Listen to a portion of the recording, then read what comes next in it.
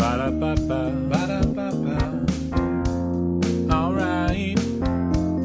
Promoter 101. Promoter 101. Promoter 101. Promoter 101.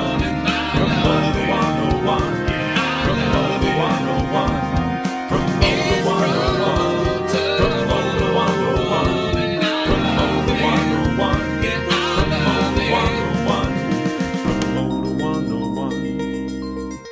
Hey, this is Mike McGinley. I'm here with Steiny, and we're on Promoter 101. Hello to all our friends out there in Internet land. It's time once again for the Promoter 101 podcast. This is the 37th chapter of our saga. Sharing the journey with me today is my assistant Des, as Luke is on assignment. Glad to be here for the new episode of the podcast.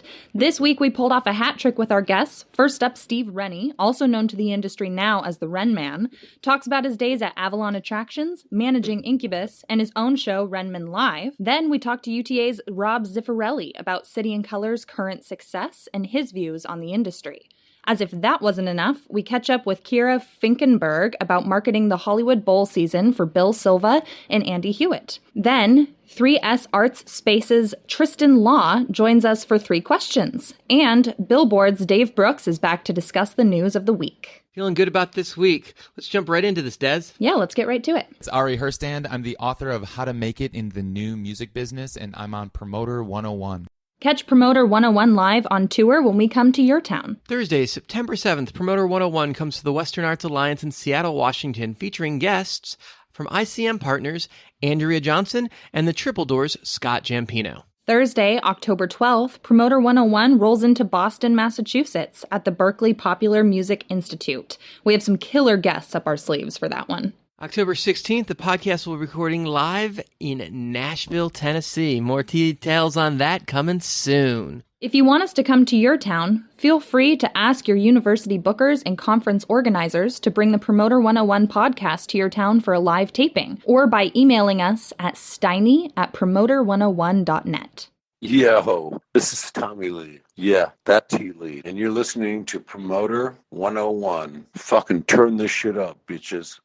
Wait, was that really Motley Crue's Tommy Lee giving us love? Of course, you know the crew knows what's up. That's amazing. Anyway, it's time for the news of the week. Please welcome from Billboard, Dave Brooks. Promoter 101, we're joined as always by Amplified and Billboard Magazine, Dave Brooks. Dave, welcome. Thanks, Steiny. How's the fatherhood treating you, man? Oh, it's awesome. Loving it. You know, getting into routine. Lots of late nights, waking up, unfortunately, but otherwise, we got that, the playpen you sent us, and we got a bouncer. My son Wesley just bounces hours on end. It's incredible the energy he has. How's your puppy handling the baby? Is he okay with losing all the attention? He's pretty good. He travels with me a lot, you know, runs around town with me, and he's really good with the baby. So he feels a little bit like a guardian, I think. You know, he watches out for the kid a lot. Nice. Love it. Well, let's get right into the news of the week. What's going on, my friend? Well, today I'm heading over to the LA Clippers practice facility where owner Steve Ballmer is going to unveil plans to build a new arena for the Clippers in Inglewood, not far from where Kroenke wants to build a stadium for the Rams. So, you know, the most obvious question I think everybody's asking is, can LA really support a third arena? I mean, from a concert perspective, all the AEG shows are going to go to Staples Center. All the Live Nation shows are going to go to the Forum.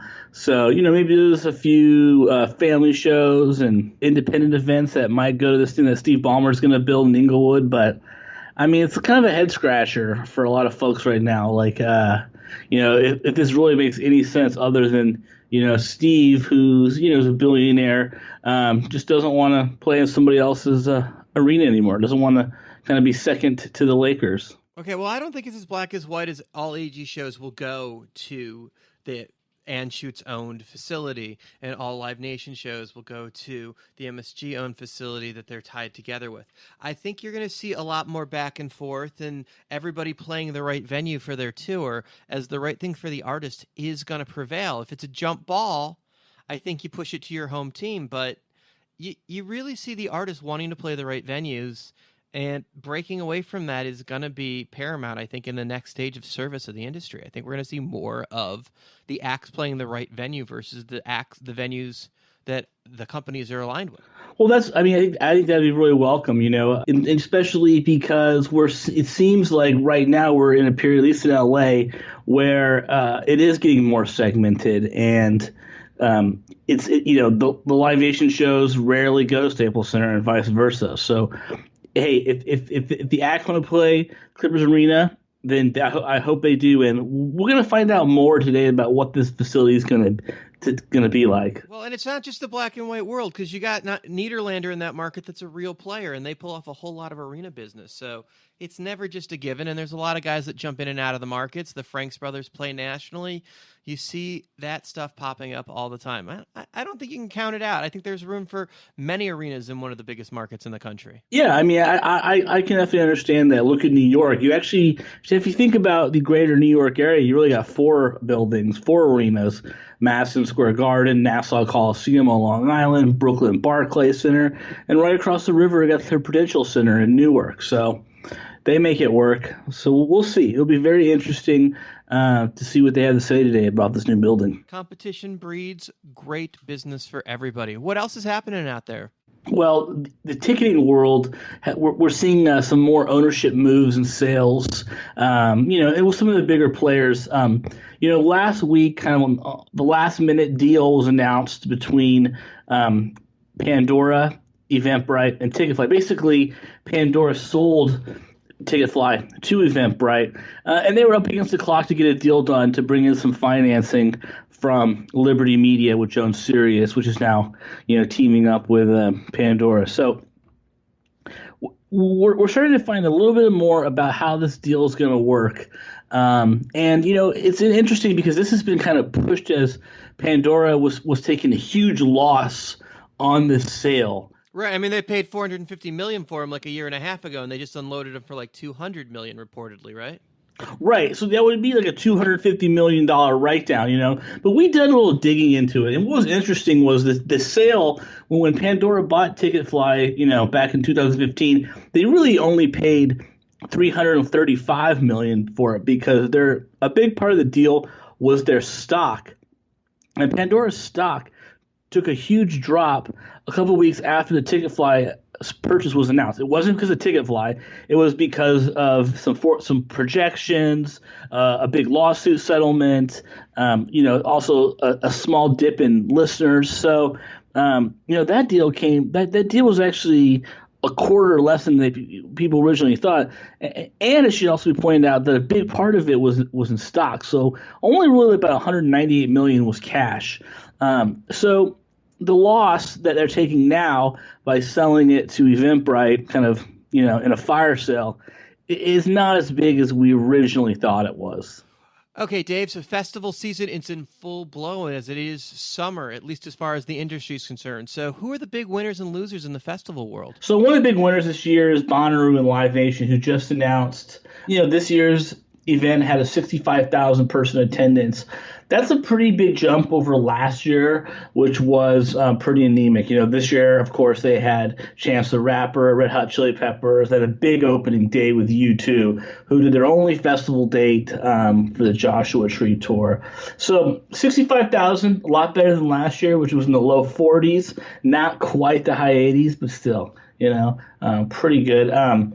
Electric Daisy Carnival is going to start this weekend, and from everything I've heard, attendance is really strong, and they've got pretty much every EDM DJ out there playing. I would say the losers right now, it's starting to look like the independent festival promoter is going to have some issues with cancellations this year of Fire Festival and the disaster that was Pemberton. I think it's going to be really difficult for independent promoters going forward to, get access to get agents to agree to sell them acts. I've heard talk of a new festival tax, more demands for the money up front. So I think that's going to be for new players that are unestablished. I think that people that have a track record indie or major, as long as they've got a history of paying their bills and a good relationship with agents, they'll be able to get past that and do business. It's just the new guys that are trying to break in and jump in so there's not any more Fire Festival type events. What about hookah? Are they going to be able to roll off of what happened at Pemberton, or are they done? I think they're in big trouble. I would hate to say that anybody's done until they're done, but I mean, we just had a comprehensive report on the Pemberton crash, and I guess the main takeaway was, the hookah seemed to misrepresent their role in the festival when things started to really unravel. The festival, after 3 years under hookah control, lost something close to $40 million for the investors, which is crazy considering they had $2 million profit projection every year. How you're losing that kind of money while you've sold out the last couple of years is amazing. Yeah, well, I just think it goes to show you, A, the Canadian dollar is a problem, and B, it's an expensive festival to put on, and I think they misrepresented the cost in some ways, And then towards the end, they misrepresented their involvement in the festival. I mean, they took a big advance on the ticketing money from Ticketfly, and what they failed to tell Ticketfly was they had basically been forced out of the ownership group. Now Ticketfly, when they went bankrupt, Ticketfly started trying to get the money back. They go to Hookah, who advanced them the money. It's like, hey, sorry, we don't. We're not really in charge. So their credibility is definitely taking a big hit, and who knows if they'll be able to survive. What do you think? I don't know, and I'm curious. We've done business with those guys, and it's always been on the up and up. Ticketfly is responsible for the refunds, and it's hard to get a number. I'm hearing between $3 and $6 million. Now, there's a bankruptcy, and there's about $3 million sitting in the bank, which Ticketfly is trying to get its hands on through this bankruptcy proceeding. So is Ticketfly guaranteed to make good on those funds to the ticket fans that they took the money from, that they're going to make sure that they get paid back? Yes, that's my understanding. That Ticketfly has the responsibility to the consumer. It's sad to see this event fail and to see a company like Hookah, to fail, because I think they have done a lot of good work in the past. Thank you so much, Dave. It's always great to hear your voice, and we love having you on the podcast. Thank you so much, my friend. Hey, thanks for having me. I always have a good time. It's always great to have Dave Brooks here at the podcast. Very cool. Hey, before we move on from the news, we want to give a quick shout out to Mike Morey and Blaskov for Managed Metal Podcast. They dive into the active rock world's band management and talk about breaking acts. Certainly worth a listen. Good stuff, guys. That's it for the news of the week. Hey, this is Mike McGinley. Troy Blakely. Mitch Rose. Peter Katzis. Mike Hayes. Tony from APA. Vince Bannon. Sean Healy. Steve Rennie and Rick Canny. Sam Kinkin. Rob McDermott. Happy to be here on Promoter 101. Promoter 101. Promoter 101. Promoter 101. Celebrating birthdays this week. On Monday, Live Nation New York's Jason Miller. Tuesday, Boston Calling's Trevor Solomon, Ariel Hyatt, AEG Southeast Ethan Levinson, AEG Presents Sam Kinkin, Beth Silvas. Wednesday, AEG's touring Mark Norman. Thursday, tour manager Scott Cannon, Bare Naked Ladies Stephen Page, Do It Bookings Margie Albin. Friday, Ralph Marchita and Nathan Carson. Saturday, Mark David, Eric Blocky, Joker's John Rinaldi, the Paramount Denver's Chris Goddard, and Red Light's Jason Comfort. Sunday, Victor Siegel and the legendary agent Buck Williams. Happy birthday from all of the gang at Promoter 101. It's John Finberg from First Row Talent, and I'm on Promoter 101. We're joined by Evelyn Zilberman to talk about this past week's Tonys. Welcome to the cast, Evelyn. Promoter 101, we're joined by my dear friend Evelyn, talking to us about the Tonys. You've got a history in the arts world, so there's no one better to break it down for us. Thanks for coming on the podcast today. Dan, thanks so much. I'm so excited to be on Promoter 101. Great to have you. So we want to hear the ups, the downs, who won that should have won, who didn't win, that should have won and got robbed, and that Bette Midler speech that went on for 3 years. Talk to me. Well, I thought the Tony Awards this year were so elegant, so well produced, and not to mention beautifully diverse. Radio City, they were back in Radio City. It's the right place for the show. It looks so good there. Kevin Spacey as a host, you know, he didn't have the ratings that they were hoping for, but as a host, he brought a maturity and a class to the performance. And we saw a lot of celebrities in the audience presenting, winning awards, including actors, musicians, and athletes, and Anna Wintour, who sat in sunglasses through the entire telecast like a boss. Also present were ScarJo, Whoopi Goldberg, Tina Fey, Stephen Colbert, John Legend. I mean, there were so many celebs. They all looked fabulous. Yeah, you'd think it was the Grammys, right? I mean, the stars came out.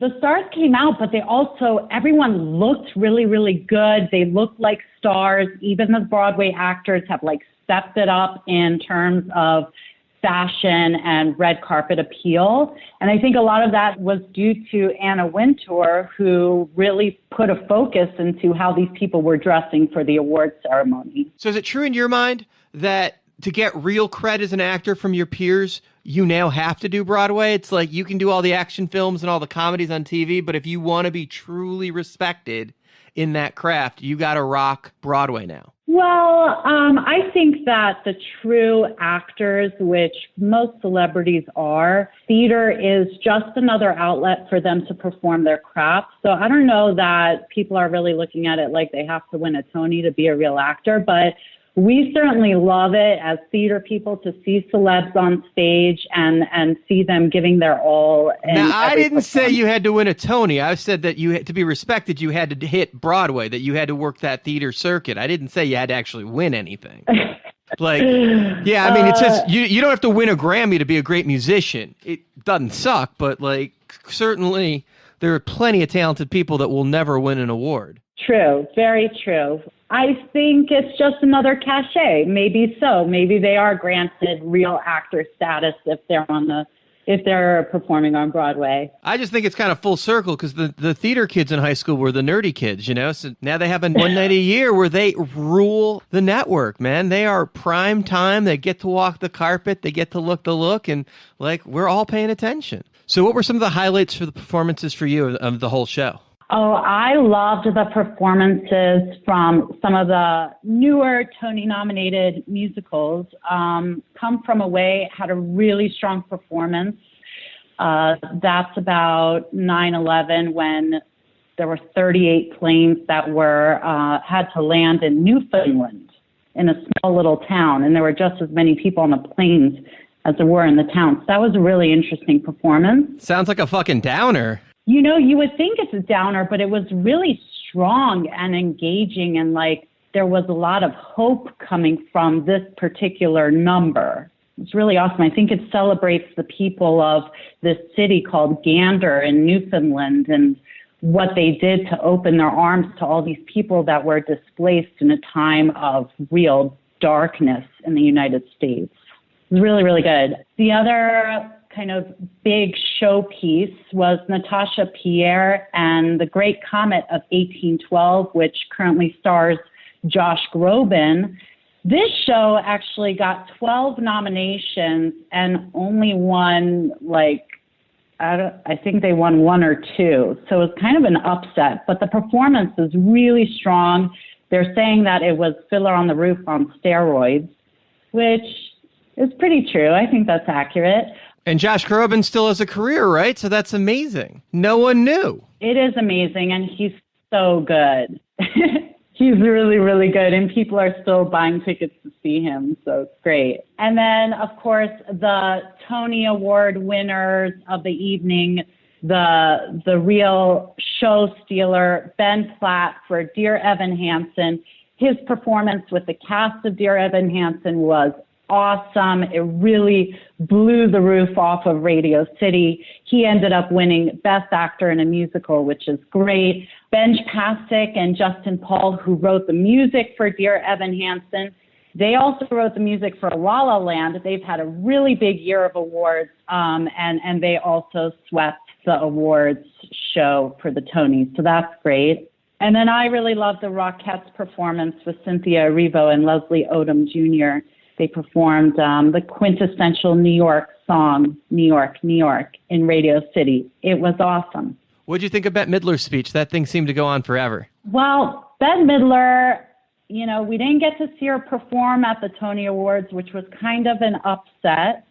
So the speech was, it was kind of funny. She was trying to thank everybody. It's a lot of people behind the scenes and in front of the scenes. And, she's a diva. So it was something unexpected, but yet very much expected from her. So I enjoyed it. I thought it was quite entertaining. Yeah. Does anybody really care who anybody's thanking when they're on stage anyway? I mean, unless you're one of those people getting thanked after the first 2 seconds of, okay, they won the award, which you wanted to see who won or who lost. Does anybody give a shit who they're talking about while they're on stage? I would give a shit if I weren't thanked, wouldn't you? Well, yeah, if you weren't thanked, but if you're not one of the people in that little core, the people at home really care? I mean, is there any reason, whether it's the Grammys or the Oscars or the Tonys, to care who she's thanking for an extra 10 minutes? I mean, there's a reason why that music's there, right?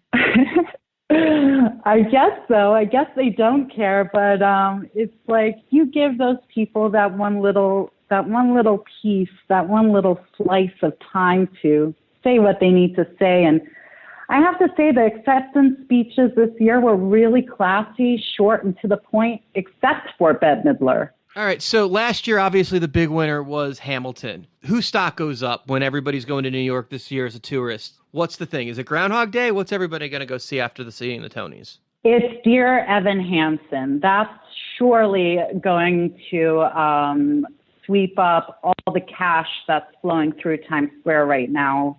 The other musicals will have an okay time through the tourist summer season, but are expected to dip way low once the fall rolls around. Is that normal? Yeah, that's pretty normal. That's pretty regular and traditional season after season. Unfortunately, the casualties really took over the plays this year, with 3 plays already posting closing notices right after the Tonys. Will this help touring theater business, Broadway across America, Broadway across Canada? Will they see better numbers coming out of the Tonys? That's a really great question, Dan. The shows that are currently touring obviously were not featured on the Tonys. And as you mentioned, Hamilton is going to be the real kicker for a lot of the touring seasons. But as usual, any televised program, any television that shows these performances live, they always give a little bump, not only to the Broadway shows, but definitely to future touring shows. Rising tides rises all ships, right? Yep. Awesome. Hey, thank you so much for giving us the breakdown of your Tony's view. Appreciate having you on, Evelyn. It's a pleasure. Thank you so much. Thanks for stopping by, Evelyn. That was great.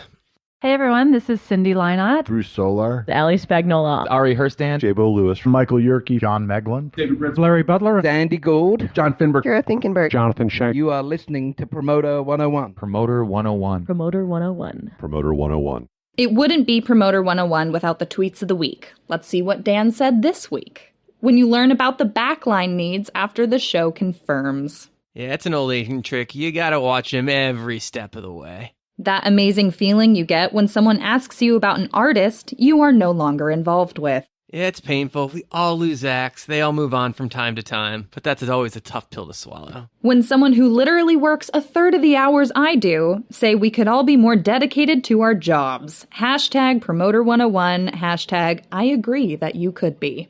Yeah, I spend a lot of time at my desk. I'm pretty sure you can speak for yourself there, big fella. When you buy multiple dates on a tour and the agency is demanding each date have its own signed rider returned, as if they're different. Hashtag Promoter 101, hashtag Save a Tree. Yeah, it's the same piece of paper. It's a little pointless. When you route past a market because the local venue staff just doesn't get it. Hashtag Promoter 101. Yeah, that's so frustrating when the date just doesn't happen and the fans don't get to see the show and the act doesn't come just because you're avoiding working with a venue staff, which happens way too much. Talking to you, Reno. We had to add this one to the mix this week, posted by Straight No Chaser and Morgan James's tour manager, Mike Taylor. I wonder how many of Dan Steinberg's status are about me. Hashtag Promoter 101. I consider this the highest praise. Mad love, Mike Taylor. That does it for Promoter 101 tweets. You can follow Dan at The Jew on Twitter. Hi, I'm Michael Yerke from Live Nation. I'm the president of talent for House of Blues Entertainment at Live Nation, and you're here at Promoter 101. It's time once again for 3 questions where listeners come on the show and get to ask Steiny and Luke any 3 questions they'd like. Industry, personal, whatever they want. Most importantly, we've not seen the questions in advance. This week we are joined by 3S Art Space's Tristan Law. Promoter 101, we're joined by Tristan Law, talent buyer from 3S. How you doing, man? I'm great, man. Thanks for having me on the show. No, we appreciate you listening. You got questions for us? Yeah, I got a couple I came up with. Is there a particular fuck-up in your history that you go back to and think that you've learned a lot from? Yeah, it was when I became a concert promoter. Luke, how about you? Yeah, Dan's joke aside about starting in the music business holds true. You know, I left to work in finance to take a job in the music industry, which seemed like a little bit of a crazy career move for me at a young age, but it's something I was really passionate about doing. And when it comes to, you know, a single fuck up of my career, you know, I don't think I have one to look back on, but I think one general theme that I struggled with when I was young and we were building a business together is, you know, as an entrepreneur, you think you need to bootstrap everything. And in a lot of cases, yes, you do. But, you know, that doesn't mean you need to do everything yourself. Focusing on team building, delegation, and kind of your leadership skills to build out a business is really important at every level. So I think that's one thing that I, you know, struggled with very young and have learned, you know, the importance of over the years and how incredibly important it is having a great team around you. I'm really lucky to be surrounded by some awesome people, and I think it's an important thing to build a business. And actually, in honesty, you can go back to lots of moments in your careers and say, that was a moment I really fucked up. I was a dick to that guy. You know, when you're young, you make mistakes. You make mistakes when you're older too, but you learn from them, and those mistakes help you avoid other mistakes in the future. So there's a lot of things that I fucked up when I was younger, and I can easily say that I shouldn't have done those things. But over time, you just get better and you learn from those mistakes, and that's what helps educate you. So I don't take my mistakes back. All right, cool. Good to know. Portsmouth, New Hampshire, not anywhere near LA or Seattle or Boston. Is there an advantage to staying and working and buying and promoting in a smaller market, or if you want to really move forward, do I have to start in a mailroom in LA? Well, it's an ironic question because you and me have emailed about this in the past. Yeah. There's certainly an advantage to being in an A market just because there's synergy, other people doing it, like-minded people that you can learn from, and there's an industry that's there that's thriving. Now, the opposite to that is you can be the big player in your small pond and you can get your hands on some bigger things, which is why a lot of college players go to smaller teams. So they get more playing time. They get a chance to develop more quickly. So it can go both ways because there's going to be some competitors in those A's and those B markets that are going to be really taking off those shows and those opportunities that you probably want to get your hands on that you might have a chance to do now that you're not going to get. On the other side, there's a lot of acts that won't come through your market as a talent buyer because you just simply can't afford them in your market. So there's plus and minuses to both sides. Do you have to be in Los Angeles? I'm going to say no. Would it help? Yeah, I mean, there's definitely some synergy to it. What do you think, Luke? I think for me, the answer to that question comes down to your speed and your ambition for things. Yeah, I'm certain that you can carve out a great life and work with some fantastic acts and fantastic venues in smaller markets. But if your ambition is to be producing live concert events at, an arena level and be working with the best in the world, those opportunities are much more difficult to find in a smaller market setting. And, to your point about joining a mailroom or a large company, I think there's a lot of benefit that you can learn, a lot of things you can learn from joining a large organization. Size, scope, scale, and speed at which large companies operate is mind-blowing. If you can take that and apply that to a small market, I think the experience alone might behoove you. But, there's no knocking smaller markets. Some of my favorite places in the world to, have live events are in smaller markets, and some of my favorite people to work with are in those markets. So I don't necessarily think that's, a question of can you do it? It's whether or not, what level do you want to be operating at? Okay, what's your third question? Okay. Well, you guys bring up, important books about the industry, and I I guess my last question is, when are you guys going to write your own? I think the typos in it would be amazing. The book would be just filled with one-liners that were all spelled wrong, and Luke would pull his hair out to fix it. I think this is our format of media that's best serving both of us, is the vocal word, as it were, to speak. But I don't see either one of us like writing a book anytime soon. I don't know. What do you think, Luke? Yeah, to Dan's point, I think we would keep some sort of copy editor employed for the better part of a decade, going through and fixing Dan's mistakes. All jokes aside, I would love to see some sort of memoir of Dan's experiences out there. And from my perspective, I don't really have much ambition to write. I enjoy reading a lot. I enjoy listening to podcasts. I enjoy this podcast in particular. But to the amount of energy and effort required to write something that would be meaningful, to people out there, I just don't think I have that sort of ambition in me. So I don't think you're going to see a book from me anytime soon, nor do I think my young career is deserving of me penning. That'd be awful braggadocious of myself to pen something like that. So no, I don't see me writing any books. I'll just continue to read the great ones that are out there available to me. All right, well, thanks so much for being on 3 Questions, and thanks so much for listening. Yeah, thanks for taking the time. Hey, if people want to check out what shows you're promoting, they can check out your website at 3sarts.org. That's the number 3, the letter S, then arts.org. And you can just drop Tristan Law a note through the website, I'm sure. Hey, thanks so much for taking the time, Tristan. Yeah, thank you, Dan. Thanks for joining us on Promoter 101 for 3 Questions, Tristan.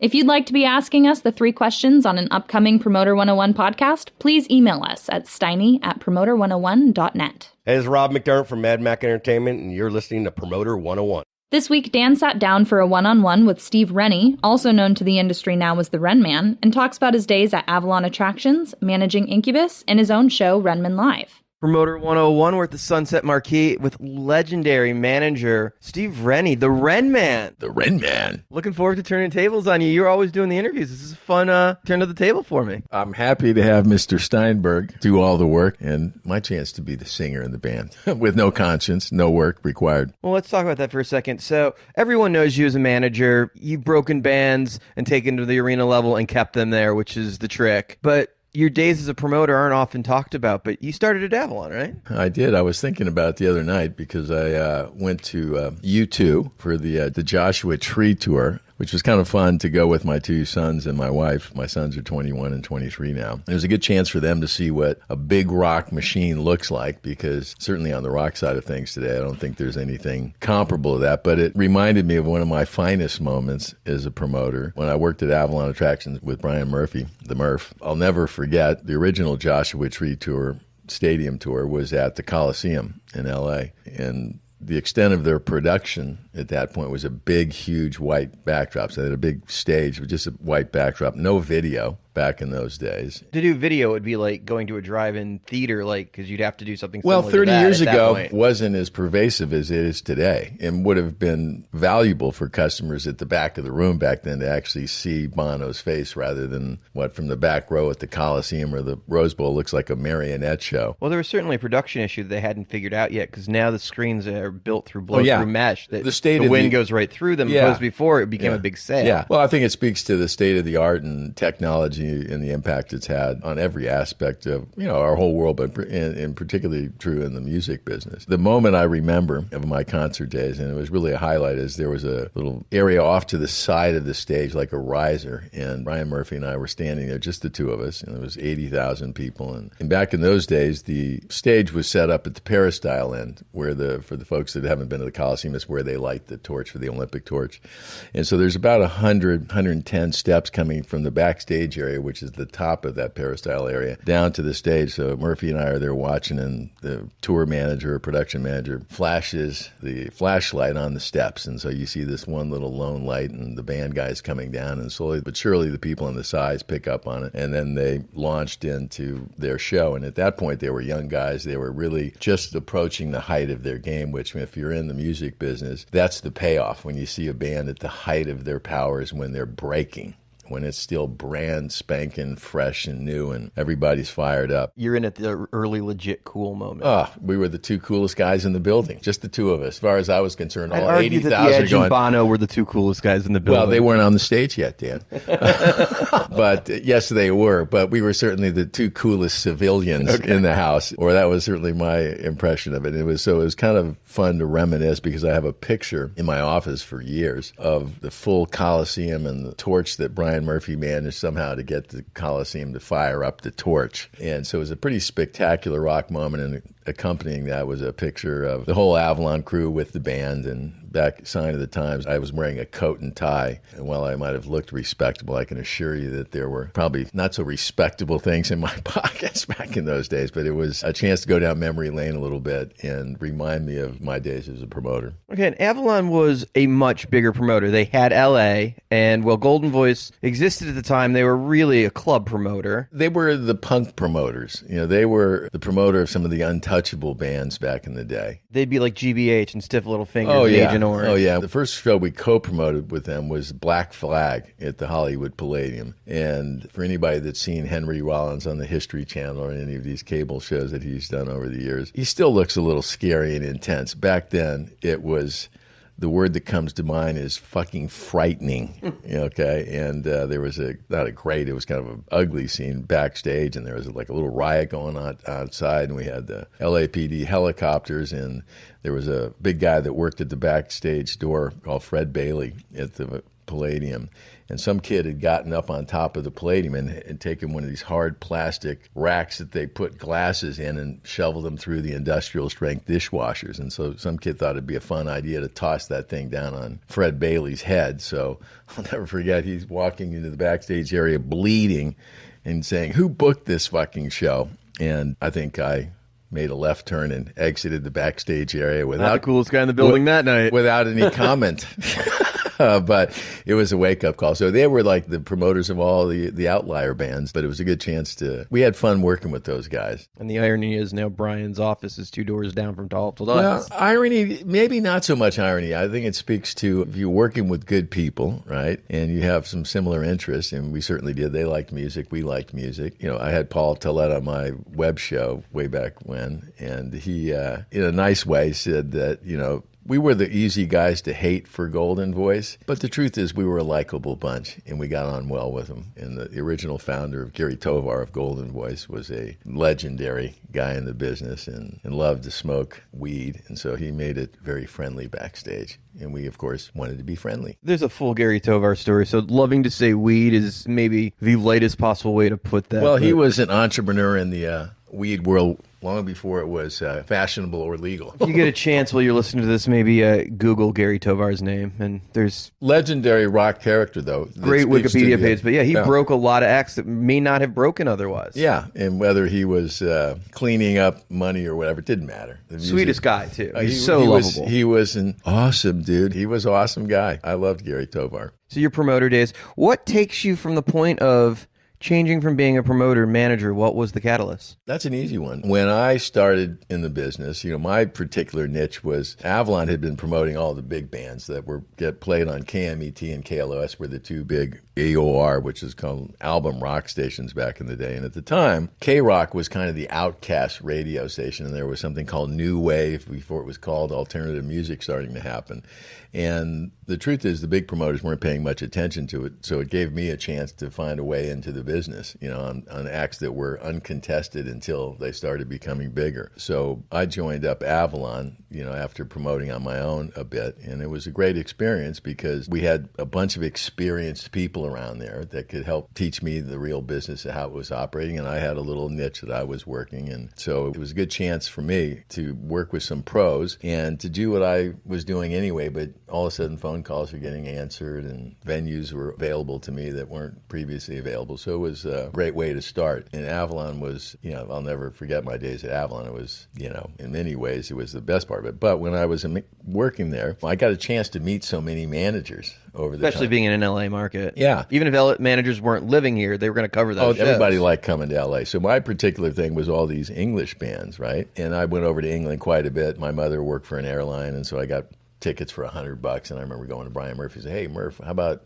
I'll pay to fly over to Europe if you'll pick up the hotels. And so I started flying over there. And in doing that, I met a bunch of managers. And so you found out that there were good managers out there, and then there were friends of the bands that happened to be managers. Managers. Yeah. And so when you got a chance to see really great ones like Doc McGee and Roger Forrester, and the names all escape me, but I had a chance to meet some really great ones and some ones that were just like clowns. And so I started thinking, I wouldn't mind being a manager, because I liked the fact that as a promoter, my job was to make sure the manager was happy, right? And so, as a promoter, sometimes everybody treats you like the step and fetch it of the business and forget that you're the guy putting up the money, and if it loses, you're the one taking the hit. So when I saw some of these managers, I thought, I like the fact that for better or worse, they're the center of attention. But having seen some really good managers, I thought, you know what? I'd be a good manager because I had a mentality for it. And the great managers were practical, and they weren't ideologues in a sense. Their mission was to get through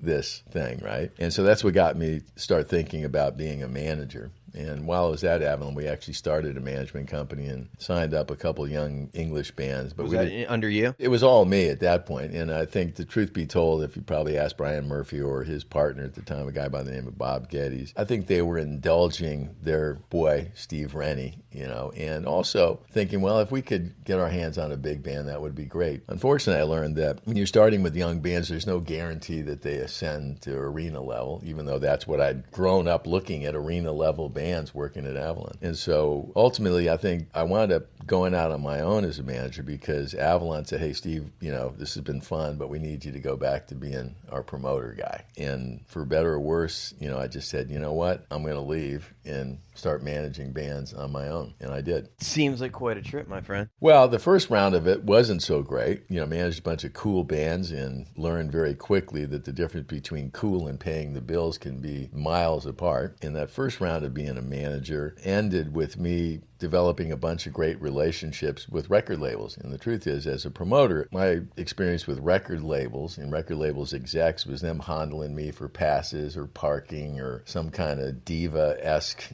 request. That's how I met a lot of those guys. When I started managing bands, you had to actually work with them and start to understand how record companies work. Do those guys do stuff for them more than just asking for favors and tickets? When I was a promoter, no. But when you start managing bands, when you're on the live side of things, you're at that place where you are in the one place where the customer, the music consumer, and the artist and the business come face to face, right? When somebody buys a record back in the day over the counter at Tower Records, some kid might have seen it. Today, you wouldn't even see their face, right? They just buy it online. So that was a great experience as a manager, because you could talk to your customers literally, right?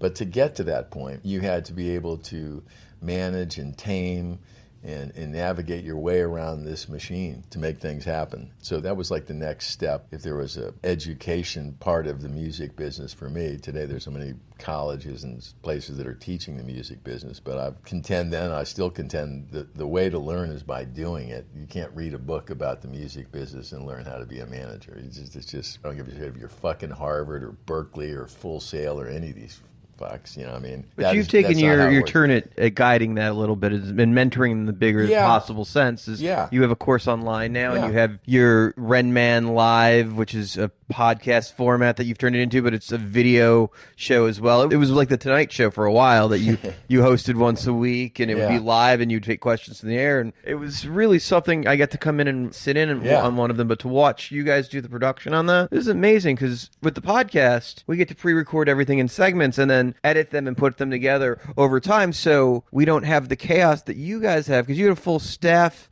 of 5 or 6 people working as if it was a television show, and it basically was. It was a webcast, but you're balancing online guest, in the room guest, people chatting online, filling in musics, cues, and you're doing it in real time.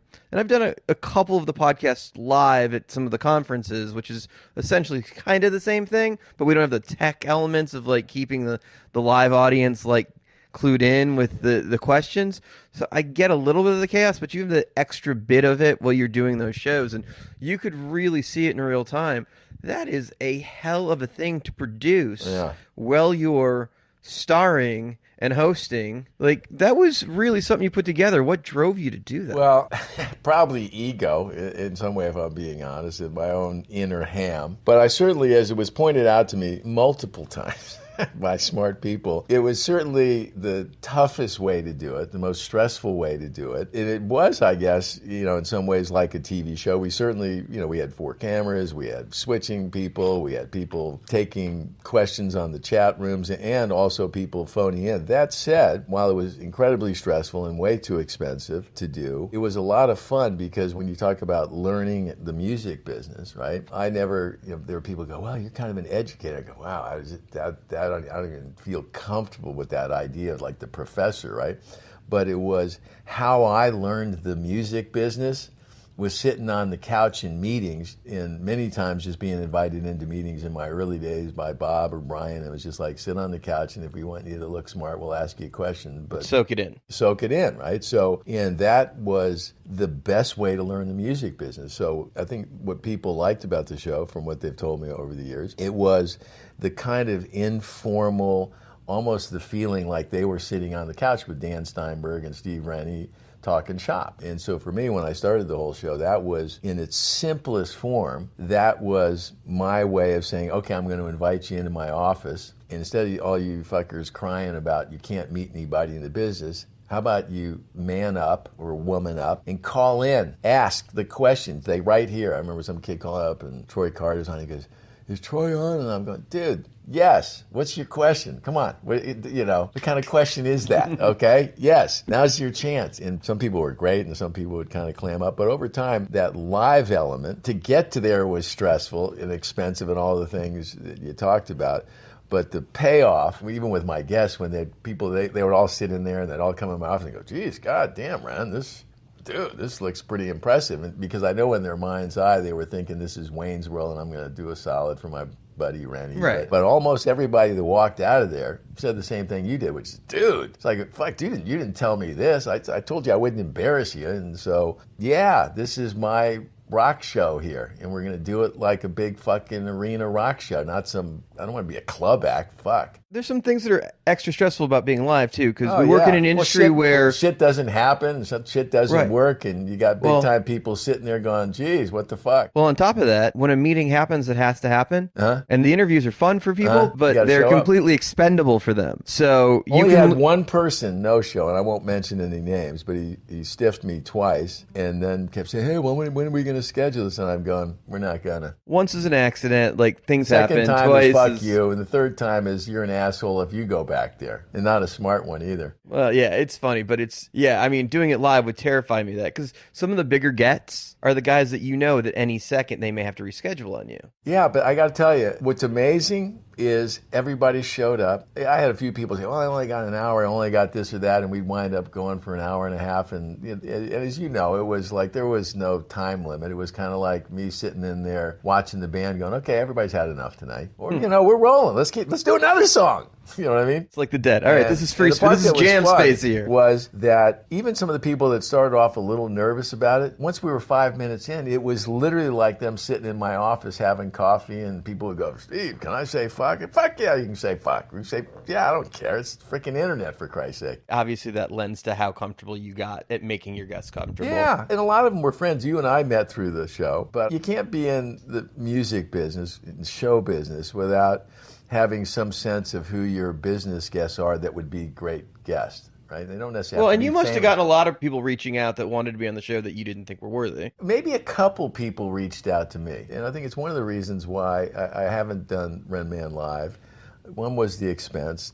Two was it was stressful because I wanted it to be great, and so there's a lot of preparation that would have to go in ahead of time. And for anybody that thought I was just fucking winging it, it might have looked like I was winging it, but there was a lot of preparation. I put time in there and tried to ask questions that I knew people had on their minds, and I think that's one of the reasons the interviews were good, is because it wasn't some college professor or some kid asking questions. Every question I asked, I knew the answer to, right? Or had a pretty good idea. Right, because you're leading them to score. You And want I've your worked- guests to do well. Yeah, and I worked with so many of these people, and so I understood the issues that they were going through, and I think that was one of the things that made it valuable, is that when people are watching clips from those shows even today, the common comment I get all the times is, I've looked at so many people online, and you clearly know what you're doing. And the answer to that, without sounding, too boastful, is yeah, because this is what I've been doing for 40 years. If you're learning something, it's not because I'm teaching you in the sense of going to a college and, kids, let's break out our syllabus today, even though for our course we have a syllabus and all that stuff. But It's any like, problem somebody else is going to come up with, you found as a promoter or your time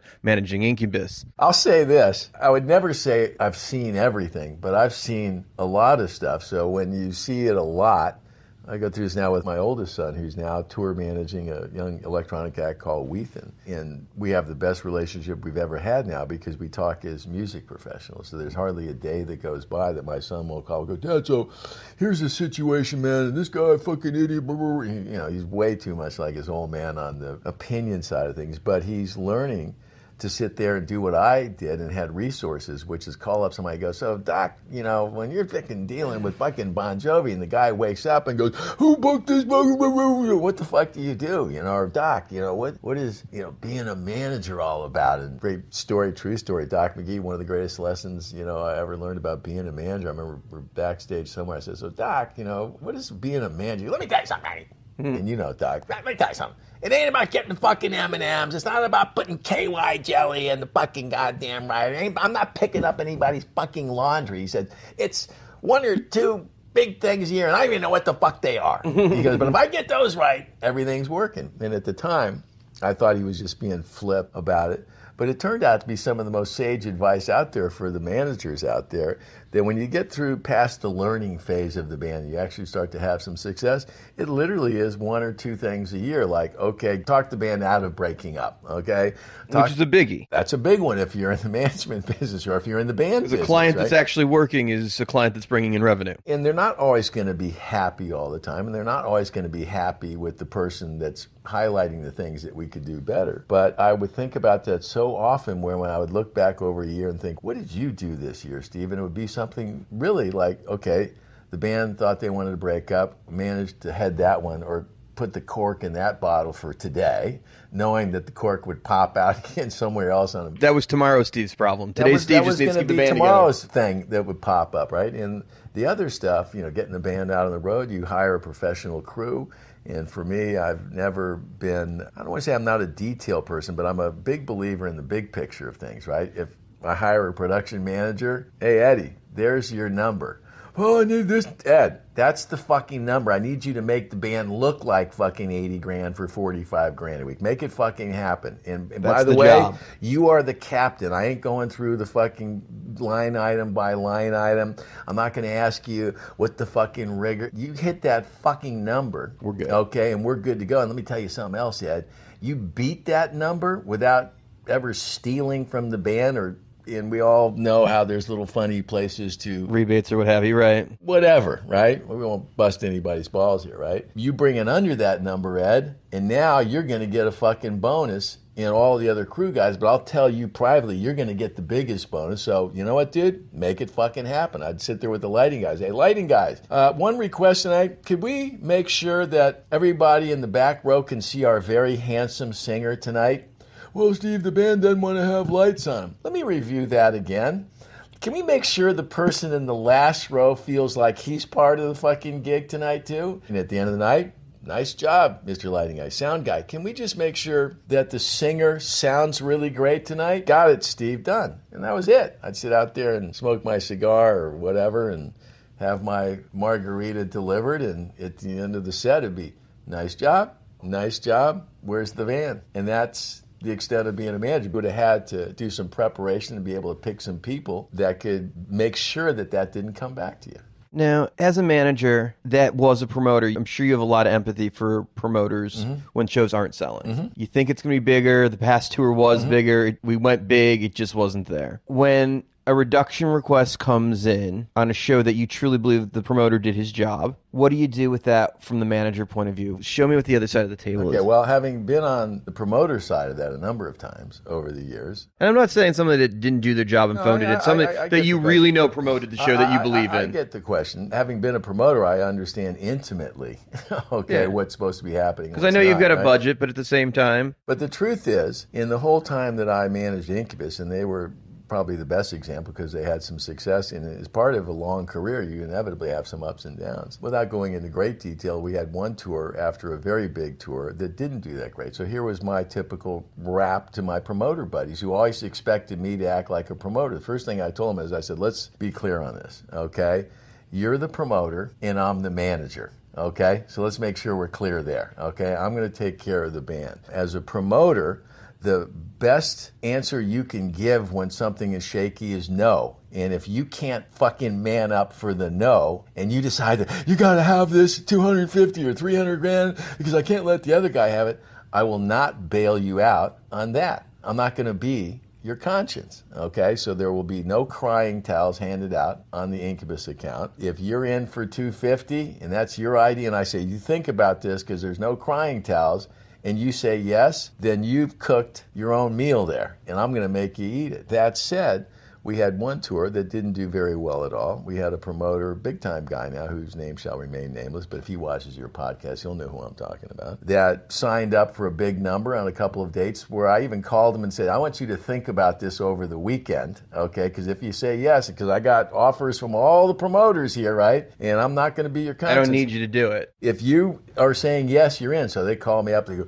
Steve, show's not doing well, which I knew by then, right? And so we're going to just pay you a deposit, and we're not going to do the show.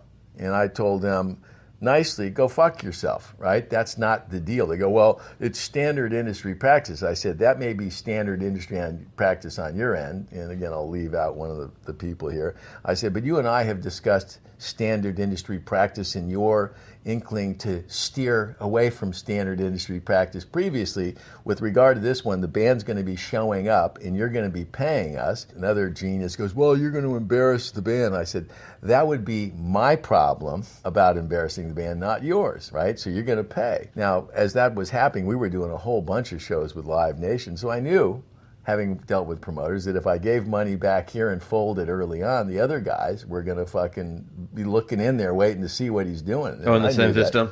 Yeah. So when you said, what if a promoter asks you for a reduction? No promoter ever asks us for a reduction. In that particular case, I went to the band and said, we got a problem here, gentlemen. And having been a promoter, I know that the gesture is more important than the actual dollar amount. So we took, at that point, I think it was a couple $150,000, and I went back to the Live Nation guys and said, I'm going to give you back, and it was through my buddy Brian Murphy was my contact there. I said, Brian, I'm going to give back $250. The band's okay. Over the course of all of the dates, right? I'm going to give you $250, and you can, I'm not going to talk to individual guys about this. You're now all a big fucking company. You're all big boys here now. It's a public company. I'm giving you back $250. And you dole it out amongst your guys. I don't want to hear from all the guys individually whose story is sadder. That'll be your job. And we gave them back the money, and the band approved it. Next tour we did, and I told the band guys at the time, it's not the money, it's the gesture they'll remember, because so few people do it, that it'll stand out like a kid screaming in the aisle at a supermarket, right? And we did that, and it was appreciated. But essentially, you wound up playing a show for free, essentially, you kicked them back one. But we were getting paid a lot of money, and I knew it. But there was never any discussion about, well, it should be this number or that number, and I knew it wouldn't be because I'd been on the receiving end of it. Everybody tells you they're going to take care of you, and they don't. And so the people that tell you they're going to do something and then actually do it, you remember them forever, right? So next tour we came out, we backed up a step and went and played theaters and so forth, had a song that got on the radio again that did well, and we went out and we started the conversation at the big number that everybody choked on last time, and everybody made money. And so the lesson for folks out there is understand everybody's side of it, right? Make the rules of engagement clear up front, because amnesia, even without drugs, is rampant in the music business and people's penchant for rewriting histories of conversations and so forth. But if you're proactive and you understand that you're going to likely be coming back again, I remember my buddy Bob Geddes had a great bit of advice for me, which is, Rennie, act like you're coming back. And I never forgot that, which is Act like you're going to see Dan Steinberg again, then you won't treat him like a douchebag on the way in, right? If you think that you're above the law and that you're bigger than everybody in the music business, success comes and goes very fast. It's interesting because you're not going to trash the room if you know you're going to stay at the hotel again. Exactly. Or you'll be staying in a different hotel next time because you won't be invited back. And so I took that to heart, and I told my son that very advice the other day. I said, Matt, you can be tough guy, you can piss people off, you can think that by yelling and berating people that makes you powerful, but if you're coming back again and your gun ain't loaded, they're going to take you out. So be smart, act like you're coming back again, and you'll have a different perspective on it. Amazing. I love that advice. Before I let you go, your audience, I think, has a little bit younger industry professional than ours does. I think we're based to more of the community that goes to Polestar and Billboard for the most part. And I think you've got a very South by Southwest audience because you've done a good job of teaching how to get in the business. Well, who did you think your audience was actually? Well, I was going to say, you'd be shocked to know. I think maybe on the professional side, it probably skews a little bit younger. But the truth of the matter is, if I had one thing that was surprising to me, I thought it would be all young kids that were interested in it. But just the other day, I've been doing less the Renman live shows,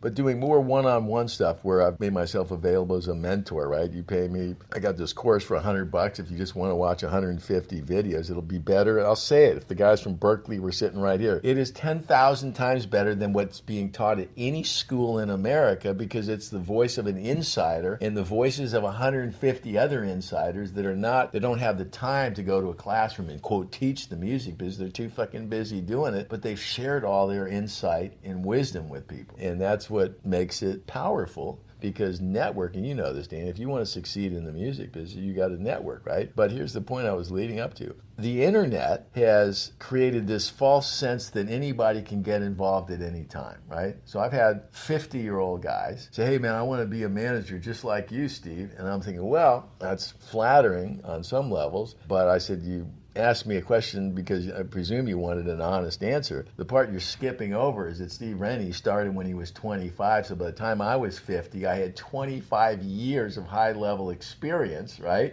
And if you're starting at 50 and to follow the exact same path, you're 75 when you're really starting to hammer, and that doesn't really happen in the music business, right? The other side of that is I've had tons of artists, right, who believe that, and I love their enthusiasm and their sense of wanting to do something in their lives, but starting a band at 45, when I know that even if you were 18, it might take you 5, 6, 7, 10 years to build something that resembles a career. It literally doesn't happen overnight, even if somebody appears to surface out of the blue, right? That if you're going to start at 45 to try to be a big rock star, right, you have to look past the point that acts that have been having hits for 20 years at 40 and 41 years old or 45 years old might not be relevant anymore, right? And that's the reality. And people get pissed off when you tell them that in these little Skype sessions, right? But it's a reality, right? It doesn't happen overnight. So what's been interesting is how many people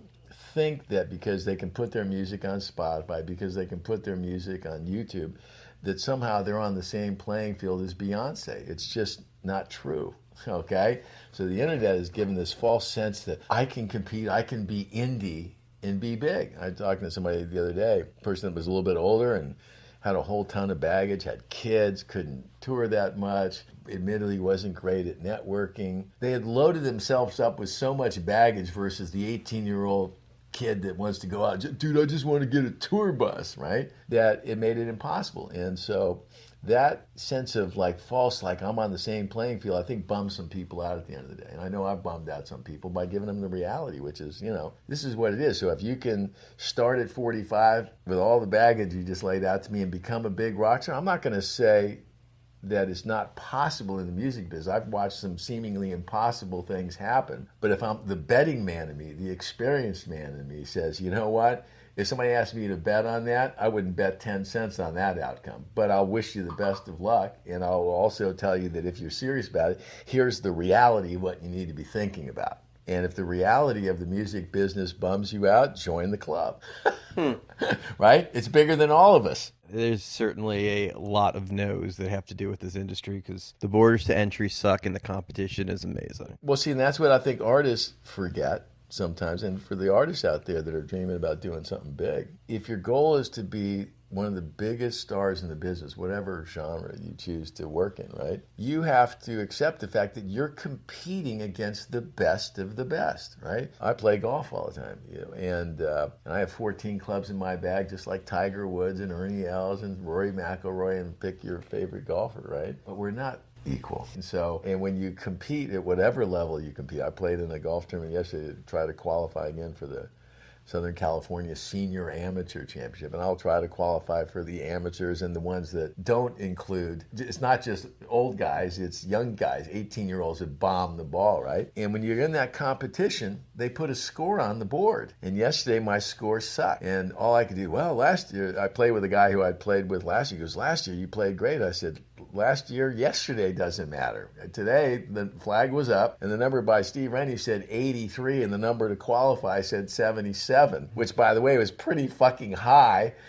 Usually it's lower than that. But the point is, if you're going to play with the big boys and girls, it's not somebody's opinion. There's a scorecard there that says, here's the winners and here's the losers. And because you're not the winner doesn't mean you're a loser. And I don't want to continue to foist the Donald Trump world on people. You're a winner, you're a loser.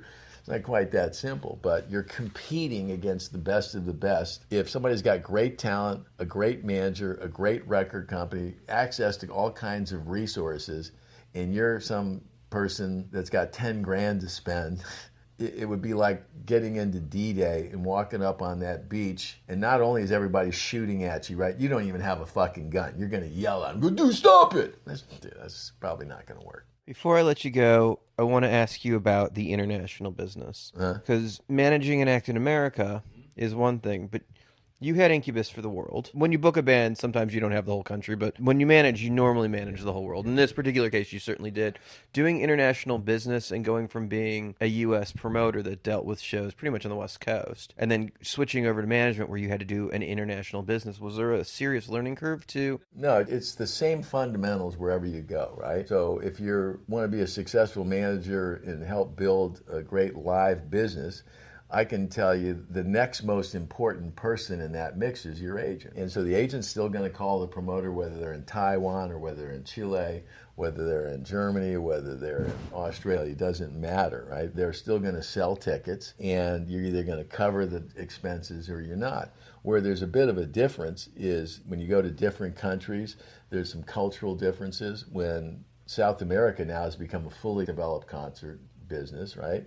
And when I say fully developed, the production level is there, the professional level is there, the scam quotient is less now than it used to be. Right, because you guys like Phil Rodriguez that are running the shows. You have professionals, because to do this successfully, you have to develop a professional business, right? Infrastructure. And an infrastructure to support that. So for artists out there, having an international business is hugely important. And it's a lesson I learned from Doc McGee, right? There was a time in Bon Jovi's career where his career had started to wane in America. And I can remember he was having some trouble doing some business. He's still doing big business, but not at the crushing level he had done at the height of his powers, right? And while they were weak in America, he was doing 3 sold-out shows at Wembley Arena and playing across Europe and doing big business because Doc had said from the get-go, hey, Rennie, it doesn't matter whether it's rubles or Deutschmarks, it all comes back in dollars, right?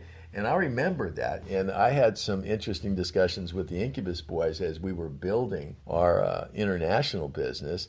I don't know why we're here, Steve, and I don't know why we're doing this, and I don't know why we're doing this, this, and this. And so now I don't manage Incubus anymore, but apparently they've gotten all those lessons because while their business may go up and down in different places, they're still going down to South America making big bucks. They're still going to the Far East and making big bucks. And the reason they're able to do that is because they invested the time early in their career when the financial equation of it wasn't quite as good as it is today.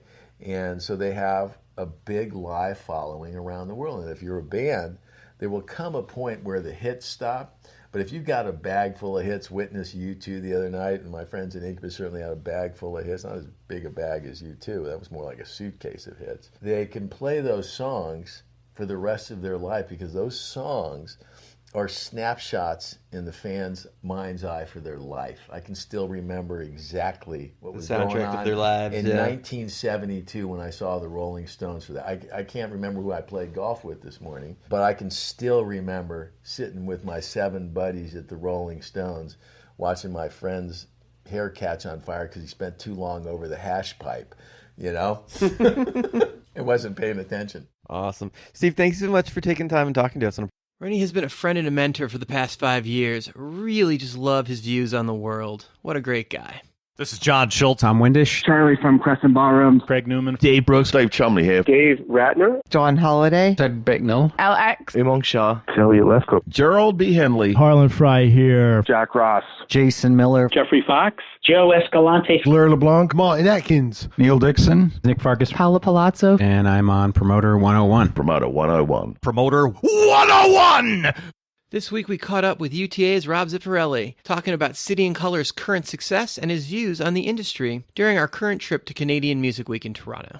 Promoter 101, we're at Canadian Music Week and we're joined in the suite with Rob Zifarelli. Rob, thank you so much for being here. Oh, thanks very much. You're having a great moment right now in the industry. City and Color has never been bigger. You guys are on a couple-year run of just killing it. But let's talk about how you get started. Well, I got started like most people in this business. I kind of stumbled into it. You know, I was in college and was working towards finishing my undergrad, trying to get into law, and then, had some buddies that were in a band and were terrified to talk business or pick up the phone. I actually had to break up a fight between them all at one point, and I was like, what's going on, you guys? And they explained to me that that's how the fight started, is that Joe was supposed to be calling promoters and Mike was supposed to be doing merch. And anyway, I said, well, listen, I'll make that call for you if you guys stop fighting, because we were in a restaurant, right? So it really is ultimately how I got started. I was at the University of Manitoba, Canadian Organization of Campus Activities. The NACA of Canada was happening at the university, and this is where these guys were, they were showcasing their band. And ultimately, I just stood in place for them, standing behind the table. I never really thought anything of it, never expected it to go anywhere. I never finished my undergrad that year. I started booking bands shortly thereafter, and I'm sitting here with you 22 years later. So you don't have a degree? No degree, but some sort of a degree in music business for sure. How far did you make it in university? It's only a handful of courses from my undergrad, and then I was going to try to get into law. And I never went back. I actually did look into it at one point to go back to fishing. I'm like, what the hell am I going to do with that now? I find the irony in that, as I judge you, that I'm 3 credits shy of graduating as well. At some point, the volume is just too busy at work. You can't go to class, and you just give up. So you're 18, 19 years old. You're in Manitoba at this point, but coming back here. So what was the first gig? Where were you booking shows at to start? I'd started booking just through the college circuit, and then I'd started to manage a different band from the one I just used as an example. And then I just started to develop my relationships. And I know you've heard it a million times, but our business is built on that. And I went from, university programmer to university programmer, and those guys became my circle of friends. And as we all graduated in the business kind of thing, many of them ended up being promoters at Live Nation or managers or into the record labels kind of thing. And I still consider a bunch of them my closest friends. So you got the start though in an office though at Packin, right? I actually started as a festival programmer for a thing called it was called Indie Music Week. And we had 55 bands from Canada. I think it was just Western Canada at that point. And so that was 22 years ago, and I programmed that festival, which now is called the Western Canadian Music Awards. I think it's morphed into that. And Dan, you've probably been to that. Yeah, Vancouver, right? Well, I think it moves around now, but that whole thing started from there. That's the lineage of it anyway. And so I had done that just that 1 year, and then I started at Packin with a bunch of my buddies there. And then in 99, Julian and I moved to Toronto, and we started up the Packin Toronto office. We shut our computers down on a Friday in our hometown of Winnipeg, and then we started up on Monday morning here as 2 27-year-old guys, and we were the new guys in town, and it was fun. It was a lot of fun. I love this city. There's so much action. And so we were in clubs every night of the week for, probably 5-6 years kind of thing. And that was important, right? Because in Canada, there was 2 agencies for the longest time, or at least 2 big agencies. You had Feld and you had the agency group.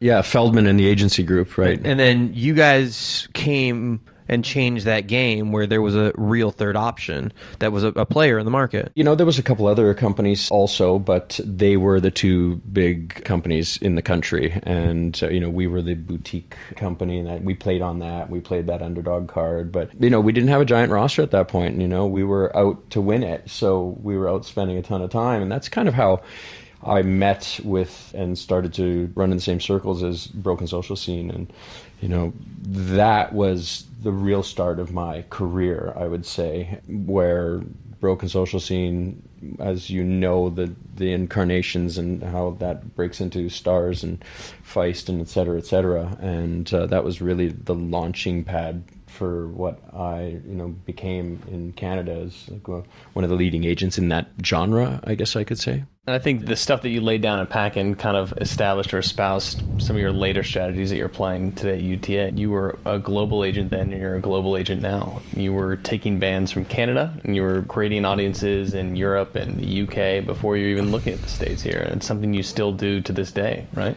Yeah, it didn't start that way, though, right? Because Stars and Broken Social Scene were high road in the States, yeah, right? So, I moved to the agency group in early 2004, and it was because of that. Those are 2 good examples, because as Stars and Broken were really starting to take off, I didn't have anywhere to go. Right, I didn't have the relationships abroad, right? So Frank had signed them to High Road Touring, and so that was for me when I really understood that my path had changed, and I needed to join a more international company. You were in first, right? Definitely was in first, yeah, but I didn't have that experience. I was still a young agent, so my world still within the borders of Canada. So at that point, I made that move to the agency group in 2004, so I would have an opportunity to participate globally and become more of a student of global booking, and that's how I started to develop and build out my relationships globally. It's got to be a hell of a time challenge to book and act internationally when the globe works on different hours of the day. To actually get up and deal with that has got to be an amazing thing. I think,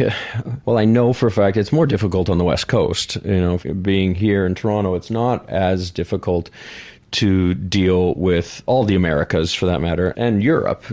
I think everybody struggles with the time frame in Australia, no matter what, and in Asia, like that is on the other side of the globe. So at that point, are you depending on email quite a bit and just giving it the day to get back? Yeah, I do, but I think I have 15 Australian artists on my roster, right? So I have a system in place where, when we're moving towards record cycles and stuff, that I take those calls, I put my kids to bed and I get back on the phone at 9 o'clock, and then I'll do those calls as we lead into record cycles, just to help be a part of the strategy. And then I can rely on email, of course, as we get into the nuts and bolts of touring and venue details, et cetera, then I can manage that on 15 email. 15 Australian acts, is that what you just said? I think it's 15. It's an amazing amount of your roster from down there. Do you spend a good amount of time down there scouting? I do. Well, I'm there every year for sure, sometimes twice a year. I've developed a lot of really great relationships there. There's a kindred spirit between the Canadians and the Australians, and there's a lot of support from both governments on the funding side and through their arts organizations. So through Sounds Australia and then through the multiple different funding organizations in Canada, there's been many opportunities. So not necessarily do I need to be there because they're coming here also, right? So I cross paths with the people I have relationships. I must run into them 2 or 3 times a year. So it has been 13 years that I've been doing that. I started with Xavier Rudd, who we still represent for North America after 13 years kind of thing. We just announced his tour. Is Frank Weipert still involved with him? No. Because that was the beginning, right? Frank was definitely there in the early days. He got it started, really. I'd give him credit for that. Frank hasn't been involved for many years. So I'd started with Xavier Rudd, which was my first Australian act. And, most currently I work with Vance Joy for Canada only. We do a bunch of stuff with Jadden Comerfield and the Unified team and everything that we handle for Canada for him, with Tash Sultana and Amy Shark and a handful of other clients. But yeah, so that was the start, and this is the most current. And that's the pitch now, is you're a world agency, you're global global agency? Certainly, we have been going into that for years as we developed the agency group into a global team. In the agency group, we were a RA system. So we had a roster, you managed your roster, you toured your roster. But you had relationships within the company, your buddies, right? So that you would often sign with. Steve Call, Ralph James, stuff like that. Yeah, and, Tim Bohr, Paul Ryan, our guys from New York and LA into London, those teams, Dave Shapiro and Paul and Jeff and that kind of thing. So those teams in the RA system were really solid, and that's kind of how we had always approached our global signing pursuits. And none of that's really changed that much for UTA, other than our system's different. So now we're in a territorial system, but our A&R still remains relatively the same. It's an ongoing process, though, just to try to refine that, just because there's so many moving parts in regards to pursuits that it needs to be refined continually, really, because, there's so many people talking to so many people, and how do you manage the information, et cetera. So, and that's all kind of changed for you guys recently, because Agency Group became UTA, which gave you guys the power of film and branding. So has that changed your world at all with all those extra resources now? Does it help to sign? It certainly has changed a lot of things for us. In the agency group days, our pitch was that we were a music-based agency, and we're focused on that. We're going to manage your live business for you, and don't get distracted by film and TV, et cetera, et cetera. Now, we step into a company where they're really big in all of these other departments, where, from film and TV to digital to branding to sponsorship, there is a full palette, and it gives artists, certain artists anyway, that extra opportunity, because I think everyone's looking for something extra to move the needle. And in many genres, especially in urban and pop, there's many opportunities to do that, from a branding and a sponsorship side of things, a film, TV, syncs, et cetera, et cetera. Maybe not so much on a singer-songwriter's career. I work with Feist. I'm not out there pitching her for film and TV. We've had that conversation. She said, let me just focus on what I do best, kind of thing, and I completely respect that. So what it is that it gives us an opportunity now to at least be in the game at every level of a pursuit. It seems like UTA pushes everybody towards team as well too. Like, it's a lot of, in the RA system, I think everybody can become an island, or a joint island in case of co-RA stuff, but it seems like there's a real sense of teamwork that the UTA is moving to, that I feel like at times TAG lacked. Yes, I mean, there's no question about it, and nobody would deny that either. From the old agency group days, it was just that. You were so immersed in your world and your responsibilities, from getting the holds to booking the dates, coordinating the tour and everything like that. It was really difficult to spend 10%, 15% of your day talking with your colleagues and trying to come up with pursuit strategies and stuff like that. As much as we endeavored to do it, it was a time management thing that was difficult. Now, with the way we're moving to with UTA, is that we definitely are trying to become more team-oriented. And that's exciting for me,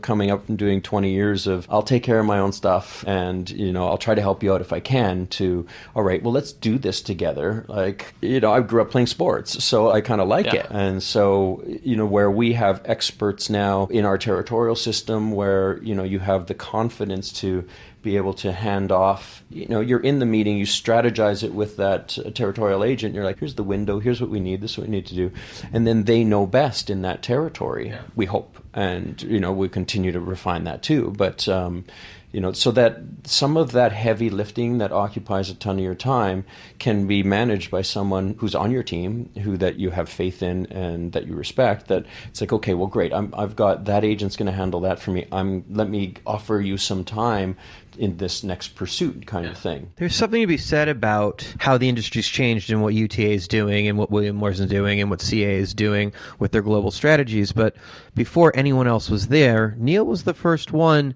to be booking and have offices on 2 different continents. So he was there first with New York and London and expanding out into other countries before any of the other agencies. Well, I agree with you. There's no question that Neil was definitely plowing forward to build the company into a global behemoth, I think, really. Like, the company's massive when it comes to overall quantity of artists.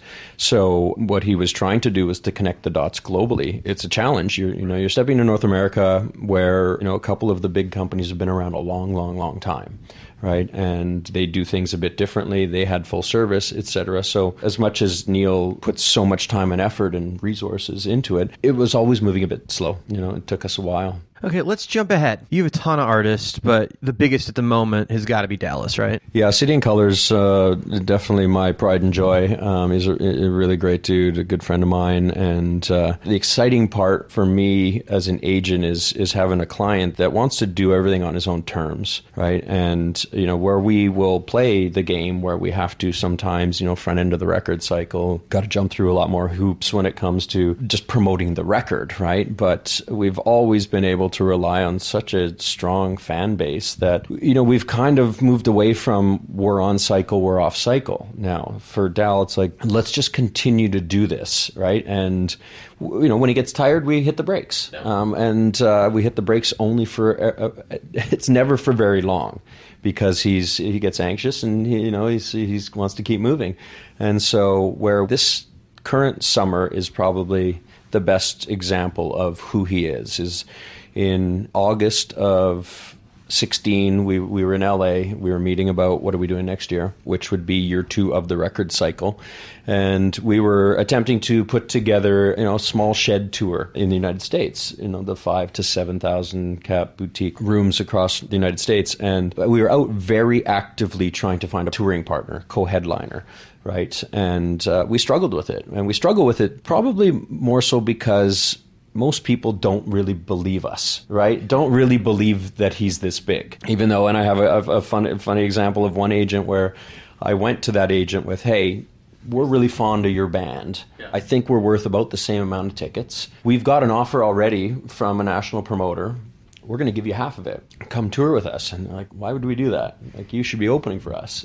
And I'm like, well, here's the Polestar numbers. Here's all the information. And even with the facts in front of them, they were like, I don't think it makes sense, right? So anyway, fast forward is that we didn't want to play that game anymore. And Dallas phoned me up one day and he goes, you know what, Ziff, just kill it. Kill that idea. Let's just go tour. Let's go into all the secondaries. Let's just keep going, right? And, music to my ears, really. I like to be able to control our destiny, and he lets me do that for him. So on a year where we were supposed to only do 20 boutique shows, I just confirmed his 110th show for 2017. That puts kids through college right there. I got 3 of them, so I gotta keep it working. So what size rooms in the secondaries are you doing? Because obviously he's an arena act in the majors. Yeah, I mean, they're 500, some of them in the small tertiaries, and up to 2,000 caps in some of the bigger markets. He's such a unique guy where... I mean, he sells tickets in Canada like Dave Chappelle does. It's just amazing. Well, he sold 28,500 tickets in Toronto, 2 nights at the amphitheater. It's a good feeling. That felt really great. But, it's 5,000 tickets in London. No, 6,000 in London and 3,000 in Manchester and Liverpool. I'm talking London, Europe England. now, yeah. When we're in Canada, I'm never sure when you guys say London what the fuck you're talking about. Yeah, fair enough.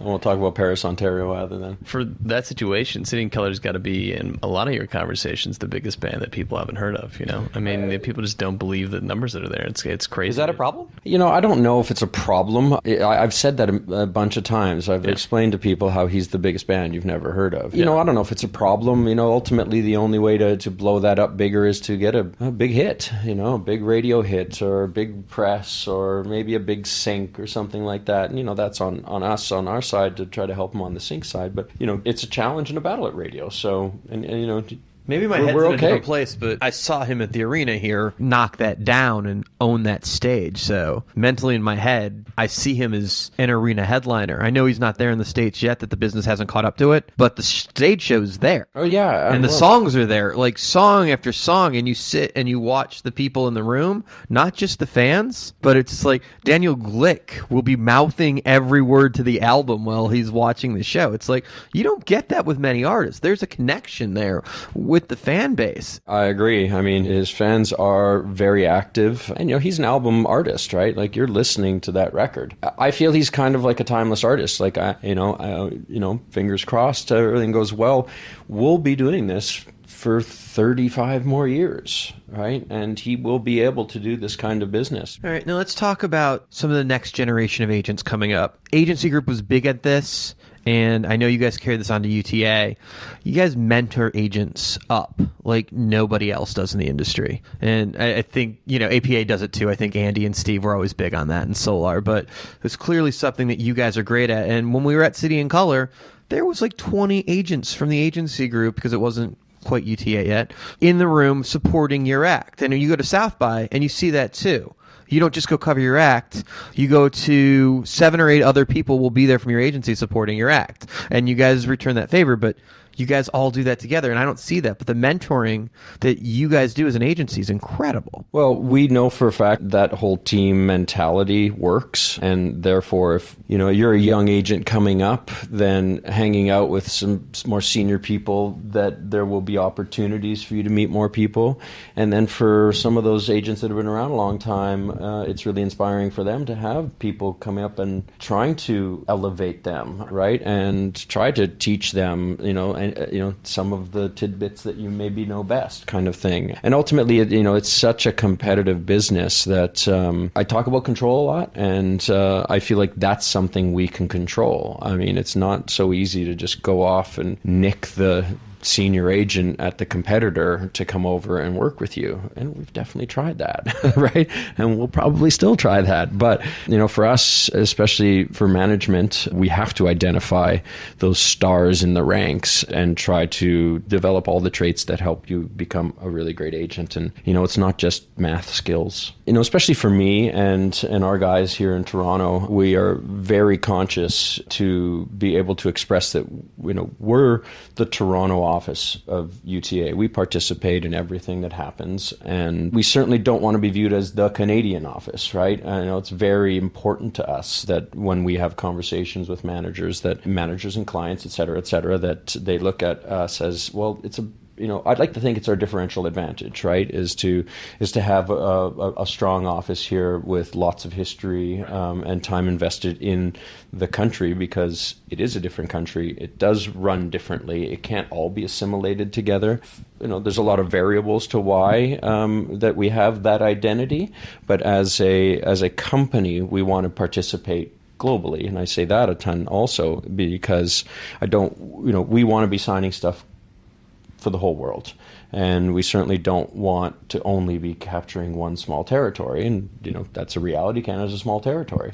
Yeah. So what we hope to do is continue to build the profile of the company to be respected as a global agency. And, we'll hopefully continue to win the battles and have some global success stories on music and further through other departments of the company also. We hope that we're going to be, talked about in every conversation when a new artist starts to seek their representatives. And that's important to us. It's like we want to be in the conversation. What are the last 3 acts you signed that we should be listening to? Kevin Garrett. I love that man. Tash Sultana. And another artist from Australia also, Amy Shark, is, I've been listening. I've got the Advance EP. I think everyone's going to be hearing about her real soon also. There's a couple notables coming out of Canada that are having a great moment domestically, but, we're starting to feel it abroad. The Arkells and... Got to play Coachella last week, yeah. That's right. And July Talk. They are definitely the next ones to watch out of Canada. Very cool. I got to say before I let you go, this is the first time I've seen you not in a cast or something from playing hockey. Oh, I'm done. I'm retired. Okay. I'm retired. I promised my wife no more hospital visits. They know me by name over at Mount Sinai here. We don't need your credit card information or your insurance. We got it. Come on, everybody. Promoter 101, thank you so much for joining us. Rob's a hard worker that we can all look up to. Hey, it's Mark David from the Music Venue Trust, and you're listening to Promoter 101. Coming up next, Kira Finkenberg tells us about marketing the Hollywood Bowl season for Silva Hewitt and her early days in the ticketing world under her legendary father. Promoter 101, hanging out at the Sunset Marquee. An old friend. Kara, thank you so much for taking time. My pleasure. Happy to be here. You're rock and roll royalty, second generation. When your dad was in the business, did you ever think you'd follow those footsteps? I never did. It was always, what I did as a kid, and I was going to go out in the real world and do sports is what I always thought I was going to do. What in sports? I always wanted to do sports marketing. Okay, so you didn't fall too far from where you thought you were going to be. Not too far, but this is the only thing I've ever done is the rock and roll business. So I thought one day I would branch out, but here I am, and loving what I do and never going to change. So when your dad was heavily involved with Ticketmaster, were you working in the office and were you involved? I was. When my brother and I were 7, 8, 9, 10 years old, we spent every summer in his office. Back in the day, there was no computer, so we took credit card numbers over the phone when there was an on sale. We wrote on little slips of paper. People gave us their credit card numbers and didn't think twice about giving it to a kid. That's awesome. That was like the summer job and weekends and stuff? Yeah, summer job. And, whenever we had free time, we were in the office. Grew up in a box office is what I tell everyone. That's awesome. And how did that lead you to the world of getting to market the Hollywood Bowl season for Silva Hewitt? So Bill used to do shows in Albuquerque, which is where I grew up and my dad was in the business. And, Bill would come to town for his shows and my dad would say, I'm going to go work. You hang out with Uncle Bill. And we would do that. And then when it was, time to settle or whatever, we'd still be at the box office and hanging out with Bill. Got to know Bill very well, obviously, and I decided to move to San Diego for college in 93, was looking for a job and called Bill and he said, come work for me, and started doing that in 93, and here we are in 2017 doing the same thing. Uncle Bill. It's funny. I think the world knows Silva as Uncle Bill. Yeah, definitely. My daughter has certainly gotten used to Uncle Bill being one of the most charismatic, outgoing people in the world. He's a wonderful human. San Diego. So you have that legacy of the Geigers and Silvas. I mean, it goes on for days, right? It does. It's an honor to follow in their footsteps. And were you involved with Concert Board there? No, I wasn't. I went to the University of San Diego where they didn't do on-campus shows or anything. They did them at San Diego State and UCSD, but not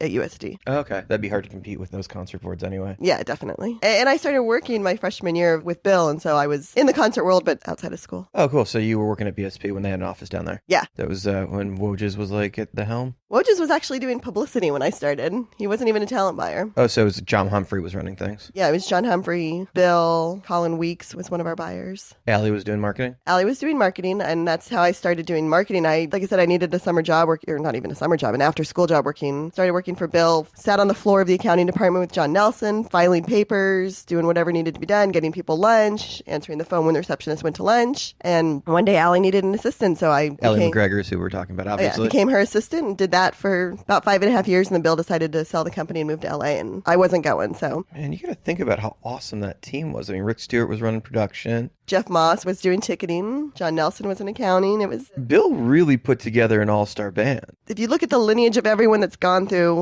Bill Silva presents Tom Golseth, who is a tour accountant, Jeff Moss, who's a big tour accountant, Jay Sheehan, who is now a professor at San Diego State, but also does a bunch of Richter Entertainment Group stuff. Steve Redfern was there. It was a huge names that have gone on to do big things in the business. So how long were you working with Bill? Did you do that entire way through college? Yeah, so I did it for 5.5 years through college. He sold the business in 98, 99, and that was the year that the amphitheater opened for what was then House of Blues concerts. Coors Light Amphitheater. Coors Amphitheater at the beginning. It's gone through 5 or 6 name changes now. It's Mattress Firm Amphitheater. And Candace Mandracia was another one that was at Bill's office, who's now the president of Live Nation San Diego. But when the amphitheater, they needed a marketing director, so I went over there and did that for another 5.5 years and left and started my own business, and that was 13 years ago. Okay, and then how did that lead to the Hollywood Bowl? So I've always worked with Bill and Andy. When Andy and Bill did Vegas at the Joint, I did that. So when they've had the bowl for 27th season. So when they needed someone to do the marketing, that's when I left and started my own business and took over all their marketing. And then about 5 years ago, I took over the ticketing as well. Very cool. So technically,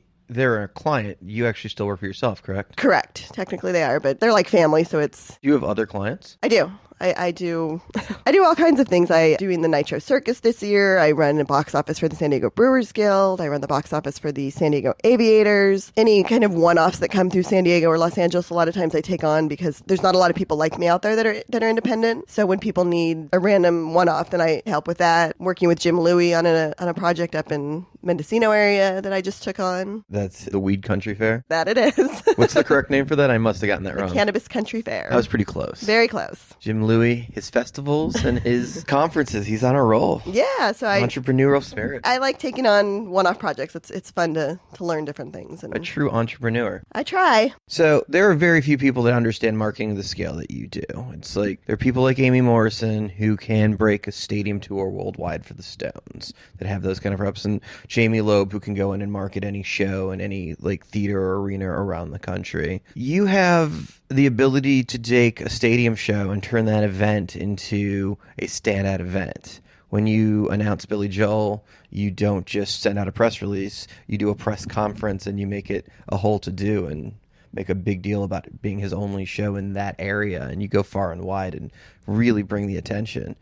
It's more than building a marketing plan. It's building an event. I learned from the best. Bill takes so much pride and passion in every show he does that he wants to make every show an event, and then seeing Allie take Bill's ideas since I was 18 when I started for them. So my whole life I've seen that passion and that energy and that dedication to a show. So I feel like I've been led by example. And so it's been fun to get to carry that on. When Bill did Billy Joel and Elton John at Qualcomm Stadium 100 years ago, that's what he did. He made it an event for the city. So he made it an event for the city. Okay, and that can't just be like putting up a normal theater show if you're doing something in a 3,500 seater. I know you know how to market those shows. We've done them together. But when you're putting a stadium show together, how much planning goes into that before you send out that initial press release or hold a press conference? For example, with Billy, I think we probably worked on it for a good 3 months before we actually announced it. We're talking about once it was already confirmed. You knew it was confirmed and you Right. went to work. It was Yes. given to you from Bill's team, like, this is happening. Right. So at the press conference we did at Dodger Stadium, we had piano cookies made and we had pizza brought in, New York pizza, and made it fun for everyone to want to come because you know how hard it is in LA to get the press to come to anything. So you have to make it a big deal. And so it was fun to put it all together and get everyone there. And clearly at work, you guys sold a couple tickets. Just a couple. And it was an amazing show. Billy's a great performer. It's an amazing thing because there aren't 20 shows a year at Dodger Stadium. It's like, if there's one or two, it's a lot. Right. I mean, the last couple of years, I feel like stadium shows have taken off, and there's definitely been a few more with the, Guns N' Roses, the U2s, the Metallica's. The Queen Bee has figured out how to do stadiums. Exactly. So there's been a few more lately, but stadium shows are fun to work on. Yeah, it's funny because I didn't really think there was that much steel in the country to do as many shows as they're doing. Because you think about the festivals that need to put up those stages, which are the stadium stages. I remember there was a weekend that it was the Grateful Dead in Chicago. I was thinking about if the Dead was there and the Stones were in Indianapolis and there was like 6 or 7 other stadium tours that were up. And there were a couple festivals going on. And I was starting to do the math in my head. And I was starting to count. It's like, I don't think there really should be 20 cents of steel in the U.S. And clearly it's grown into that. Yeah, actually, Nevin Klieg, who does all of Billy's staging, was at the show in L.A., and they bought 2 extra stages in the last couple of years because of all the stadium shows that are going on. Which is not a small thing. It's like building a ship. It's not just any piece of steel. You can't just go buy lumber and put up a stage. Like, that's specialized, crafted, fabricated steel that is set up to handle the weight that it bears, which is not a small thing. You're basically putting up a building. Yeah, it's pretty fascinating to watch a stadium show be built. Yeah, I always think about when looking at those things. The more you pay attention to the architecture of it and the engineering and realize that not only does it have to last and stand, but you're also putting a superstar under it and hundreds of thousands of people in some cases in the wake of it, that like those things really have to be stable for temporary structures. Yeah. And as we've learned with some of the tragedies around the country, like there's for good reason. Right. And you think about it, they take no more than a week to build. I mean, it's a quick time frame that they got to get those up and be safe. Yeah, and I think you're seeing the change in that with how U2 is touring and how Metallica is touring, where the roofs are kind of gone and it's just the big video screen, smaller lighting systems, but bigger screens. So it's more of an open stage. Yeah, I toured with Coldplay last year, and their big thing was no roof. They wanted very clean sight lines, but they also It wanted... helps with the sight line for sure. Yeah. If you have rain, you just have to deal with it, though. And we did. In Chicago, we had 2 nights at Soldier Field. We had to clear the stadium a couple times because it was downpouring. Thank God for things like Twitter and the ability to communicate with fans quickly. Yes, which has definitely changed my world. You know, when I started marketing with Allie back in the day, it was, you know, run a print ad, put some flyers out, run some radio spots to give some tickets away, and that was your marketing plan. And it's a whole new world now with all the internet out there, with the social media. It's definitely a different game. Yeah, how responsible have we gotten that we don't have to do flyers as much anymore? How many trees, how many forests are we saving? I think it's great. Really is a cool thing. I like how in Chicago with Lollapalooza, when they had, you know, thunderstorms, they were able to communicate with the entire crowd quickly through their apps and through tweeting and social media. It's amazing. I think it's, like you said, it's saving paper, saving trees. You're getting to the people you need to get to immediately. Okay, and with that, social media obviously has to be a big platform for how you market shows. Do you feel that there's a different way that you need to utilize each social media platform to maximize, or are you putting the same message out on Facebook and Twitter and Instagram? It definitely depends on the show and where you're finding your audience. With the electronic world is definitely a different audience than the classic rock world. So it depends really on the show of that you're marketing of how you're using social media to get to those fans. Now, in the last handful, and let's say 10 years, Bill and Andy have really opened up the brand of the acts that they're doing at the Bowl. It was very much a Rod Stewart, Dolly Parton, kind of a high AC level world. Yeah, Chairs of the world. And they've really hippified that. Well, those acts still do play there. They've really hippified some of the younger, cooler acts are now making that part of the tour, and it's not unusual to see the hippest tours that are out there stopping at the Bowl. It's such a legendary building that I think everyone is honored to play there. They know who's been through that stage, and I think they'd like to be a part of it. You know, having Bruno Mars a couple years ago did 3 nights there. But then this year we've got Depeche Mode, who's been around forever, doing 4 nights, the first band ever to do 4 nights at the Bowl. So it's been fun to get to do some of the younger, hipper, different things at the Bowl the last, like you said, last 10 years. That's got to be a little bit of pressure for you. It's like Depeche Mode hasn't been out for a while. They almost have this U2 vibe. So if they don't roll out on the level that they're supposed to roll out and you have to make 4 nights look good, that's a lot of pressure. Assuming that they are going to be the band that should have booked 4 nights, and they probably will be, I'm sure. Yeah, definitely. Like, that'll carry, but this is one of the biggest markets in the world, and that's a big look, and that's a lot of pressure. If a show doesn't do what it's supposed to do, you're the first person everyone looks at. Of course, when a show does good, it's good booking, and when it does bad, it's bad marketing. It's never changed. I'm sure if Bill and Andy were here, they would both say if the show sold, it's the artist taking the credit for that. It's the artist's name on the top of the ticket. If the show does bad, I'm sure you and Eric are the first people everybody's asking what went wrong. But no, you're right. We did the first 2 went on sale, blew out, added the 3rd show, blew out. It was a big debate to add that 4th show because it's, like we said, no one's ever done that before. So it was a big risk. So you guys safely didn't go up with 4. Correct. Saw that the demand was there and then kept playing through. Yeah. And this all happened while I was in a hotel room in Japan at 2 o'clock in the morning. Going on sale. A little bit of a time change. There was, but it worked. So okay, so this season, who are some of the acts that you're excited that you're getting to work with? This is actually probably going to be our biggest Bowl season ever. We started April 6th or 7th with Perfect Circle, and looks like we're going to go into mid-November, which is a long time for us. This summer, I'm really excited. I know it sounds cheesy, but the New Kids on the Block show is going to be great. Haven't seen Paula Abdul before, so I'm excited to see her. Boyz II Men always puts on a fun show. Is MC's Cat going to be there? I don't know. We find out Tuesday. Dead and Company, I'm actually excited to do that. I've never done a Dead show, so it's my first Dead show. It's so cool that John Mayer got them to learn all his songs. Yeah, it's great. So that's exciting. What else do we have this summer? I'm excited for Depeche. They always put on a great show. I'm a big Linkin Park fan. We've got Linkin Park coming in October. How did you guys score Linkin Park? I don't know. I wonder if we know the manager. Is Snoop on that date? He is. That should be fun. Yeah. Snoop Dogg at the Bowl. Has that ever happened? I don't know if when we did Up in Smoke with Dre, if he was on that date. So he was on the tour. So yeah, that was a long time ago. So yeah, because the album was 2001? Yeah. That's amazing. Yeah. Wow, we're old. What else am I excited about this summer? We have Lionel Richie always puts on a fun show. I don't know if you've done a date of his, but it's all the hits. And Mariah's on that too, right? And Mariah's on that, so it'll be an interesting package. package. Every night of that tour, she's going to be trying to get back New Year's Eve, so she's just going to bring it every single night. Right. Like, she's a performer anyway. Right. But I think if you get to see her anytime in the next year, she's going to try and win back. For sure. That she wants to star win. Status that she believes she has, and I believe she is. Yeah. And we're excited that Janet rescheduled her tour, so that's going to happen in October. So she always is amazing. It's a pretty diverse season. It really is. I mean, Perfect Circle to Janet. Exactly. To last night, we do some movies now at the Bowl. So we did La La Land last night and tonight. So that's not just the movie, right? It's the movie with the symphony, right? It's the movie with a 100-piece orchestra, a 30-piece choir, a band. It's amazing what our partners at Craft Angle have turned it into, and Cami, that it's not just watching a movie, it's seeing a live production while you're watching a movie. The creativeness that it takes to figure out those pieces and sculpt that stuff is incredible. And then once they create that for you to be able to figure out how to explain to fans in a 30-second or 60-second spot or a print ad, which I know you guys do less and less of. It's got to be hard to get that image out when you guys are breaking new ground of this isn't a normal concert or a comedy show where you know what you're getting. This is the format.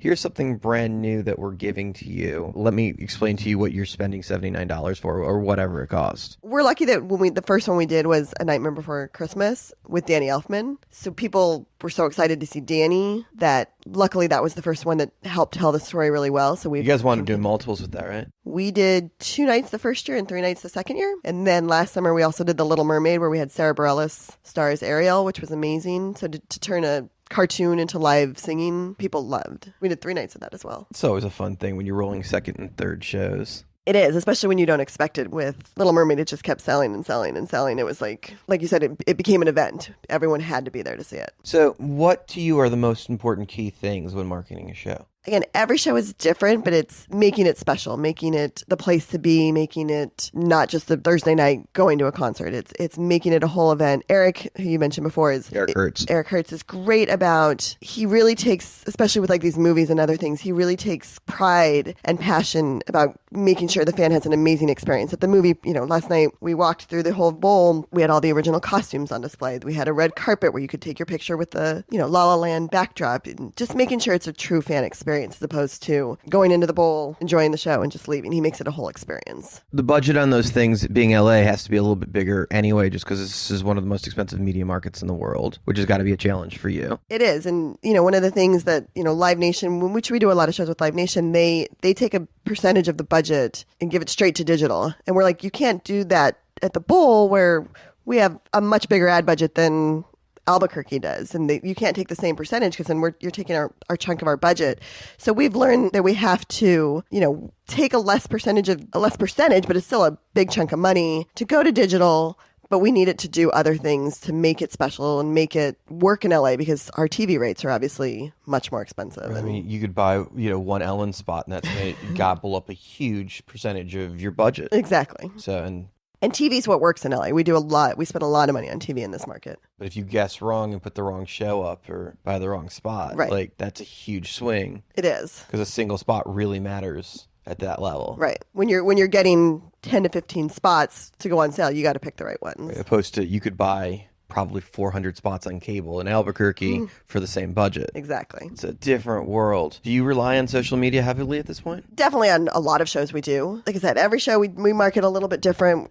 With the La La Land, all we did was digital and YouTube and TV. And that's how we sold out 2 shows. Yeah, you were talking about you're doing Nitro Circus, right? In San Diego. Okay, but you're not defined by a market. You can market a show anywhere. I specialize in Southern California and Vegas, but I'm taking on Mendocino for the first time. So I've got a project I'm working on in New York. So learning different markets.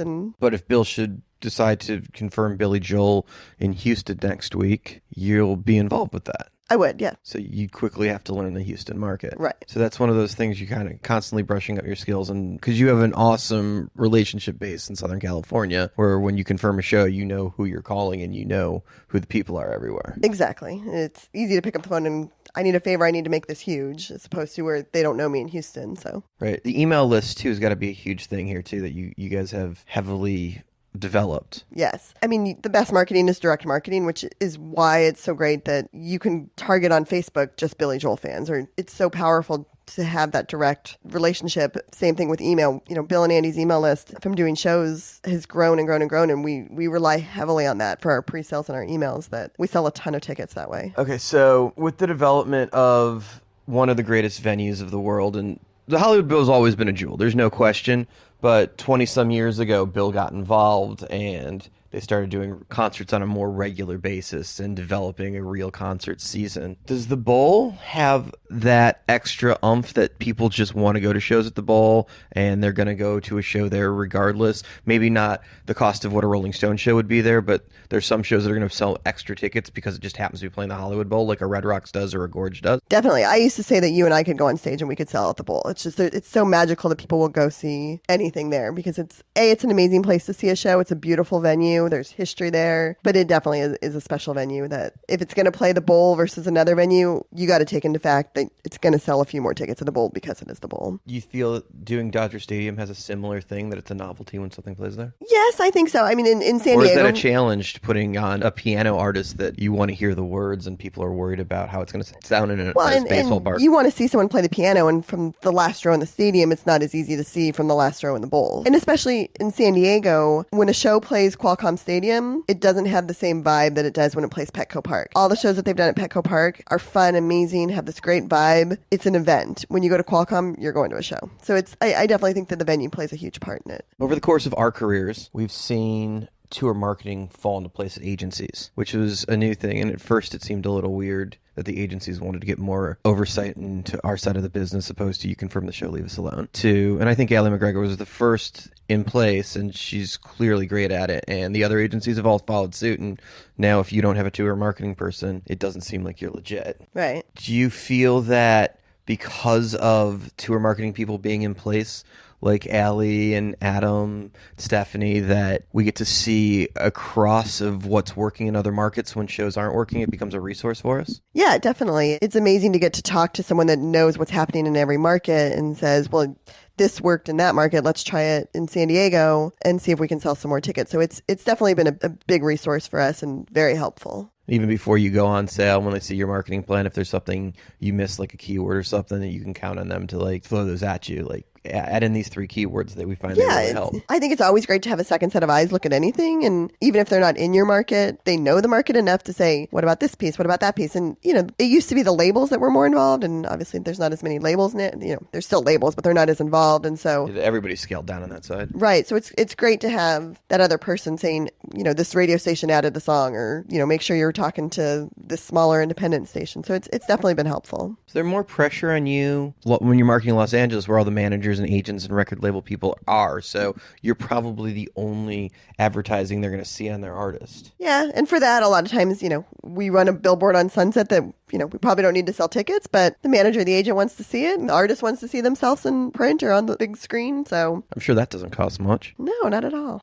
Who are the highlights for you, your career, that you've gotten to work with that you're like, I can't believe I get to do this? Because you get to work with some of the biggest rock stars in the world. I mean, recently last year we did Sting and Peter Gabriel, and I'm a huge Peter Gabriel fan. So to get to do that and to see, did you get to see that show? I did. Gabriel was amazing. They broke that show down amazingly. Yeah, and it was amazing to see Peter Gabriel singing and have Sting in his background band. You know, it was like just something that you don't get to see very often. So things like that are different and special. And I saw Metallica last year at the Fonda. To get to experience those things are what I love to do.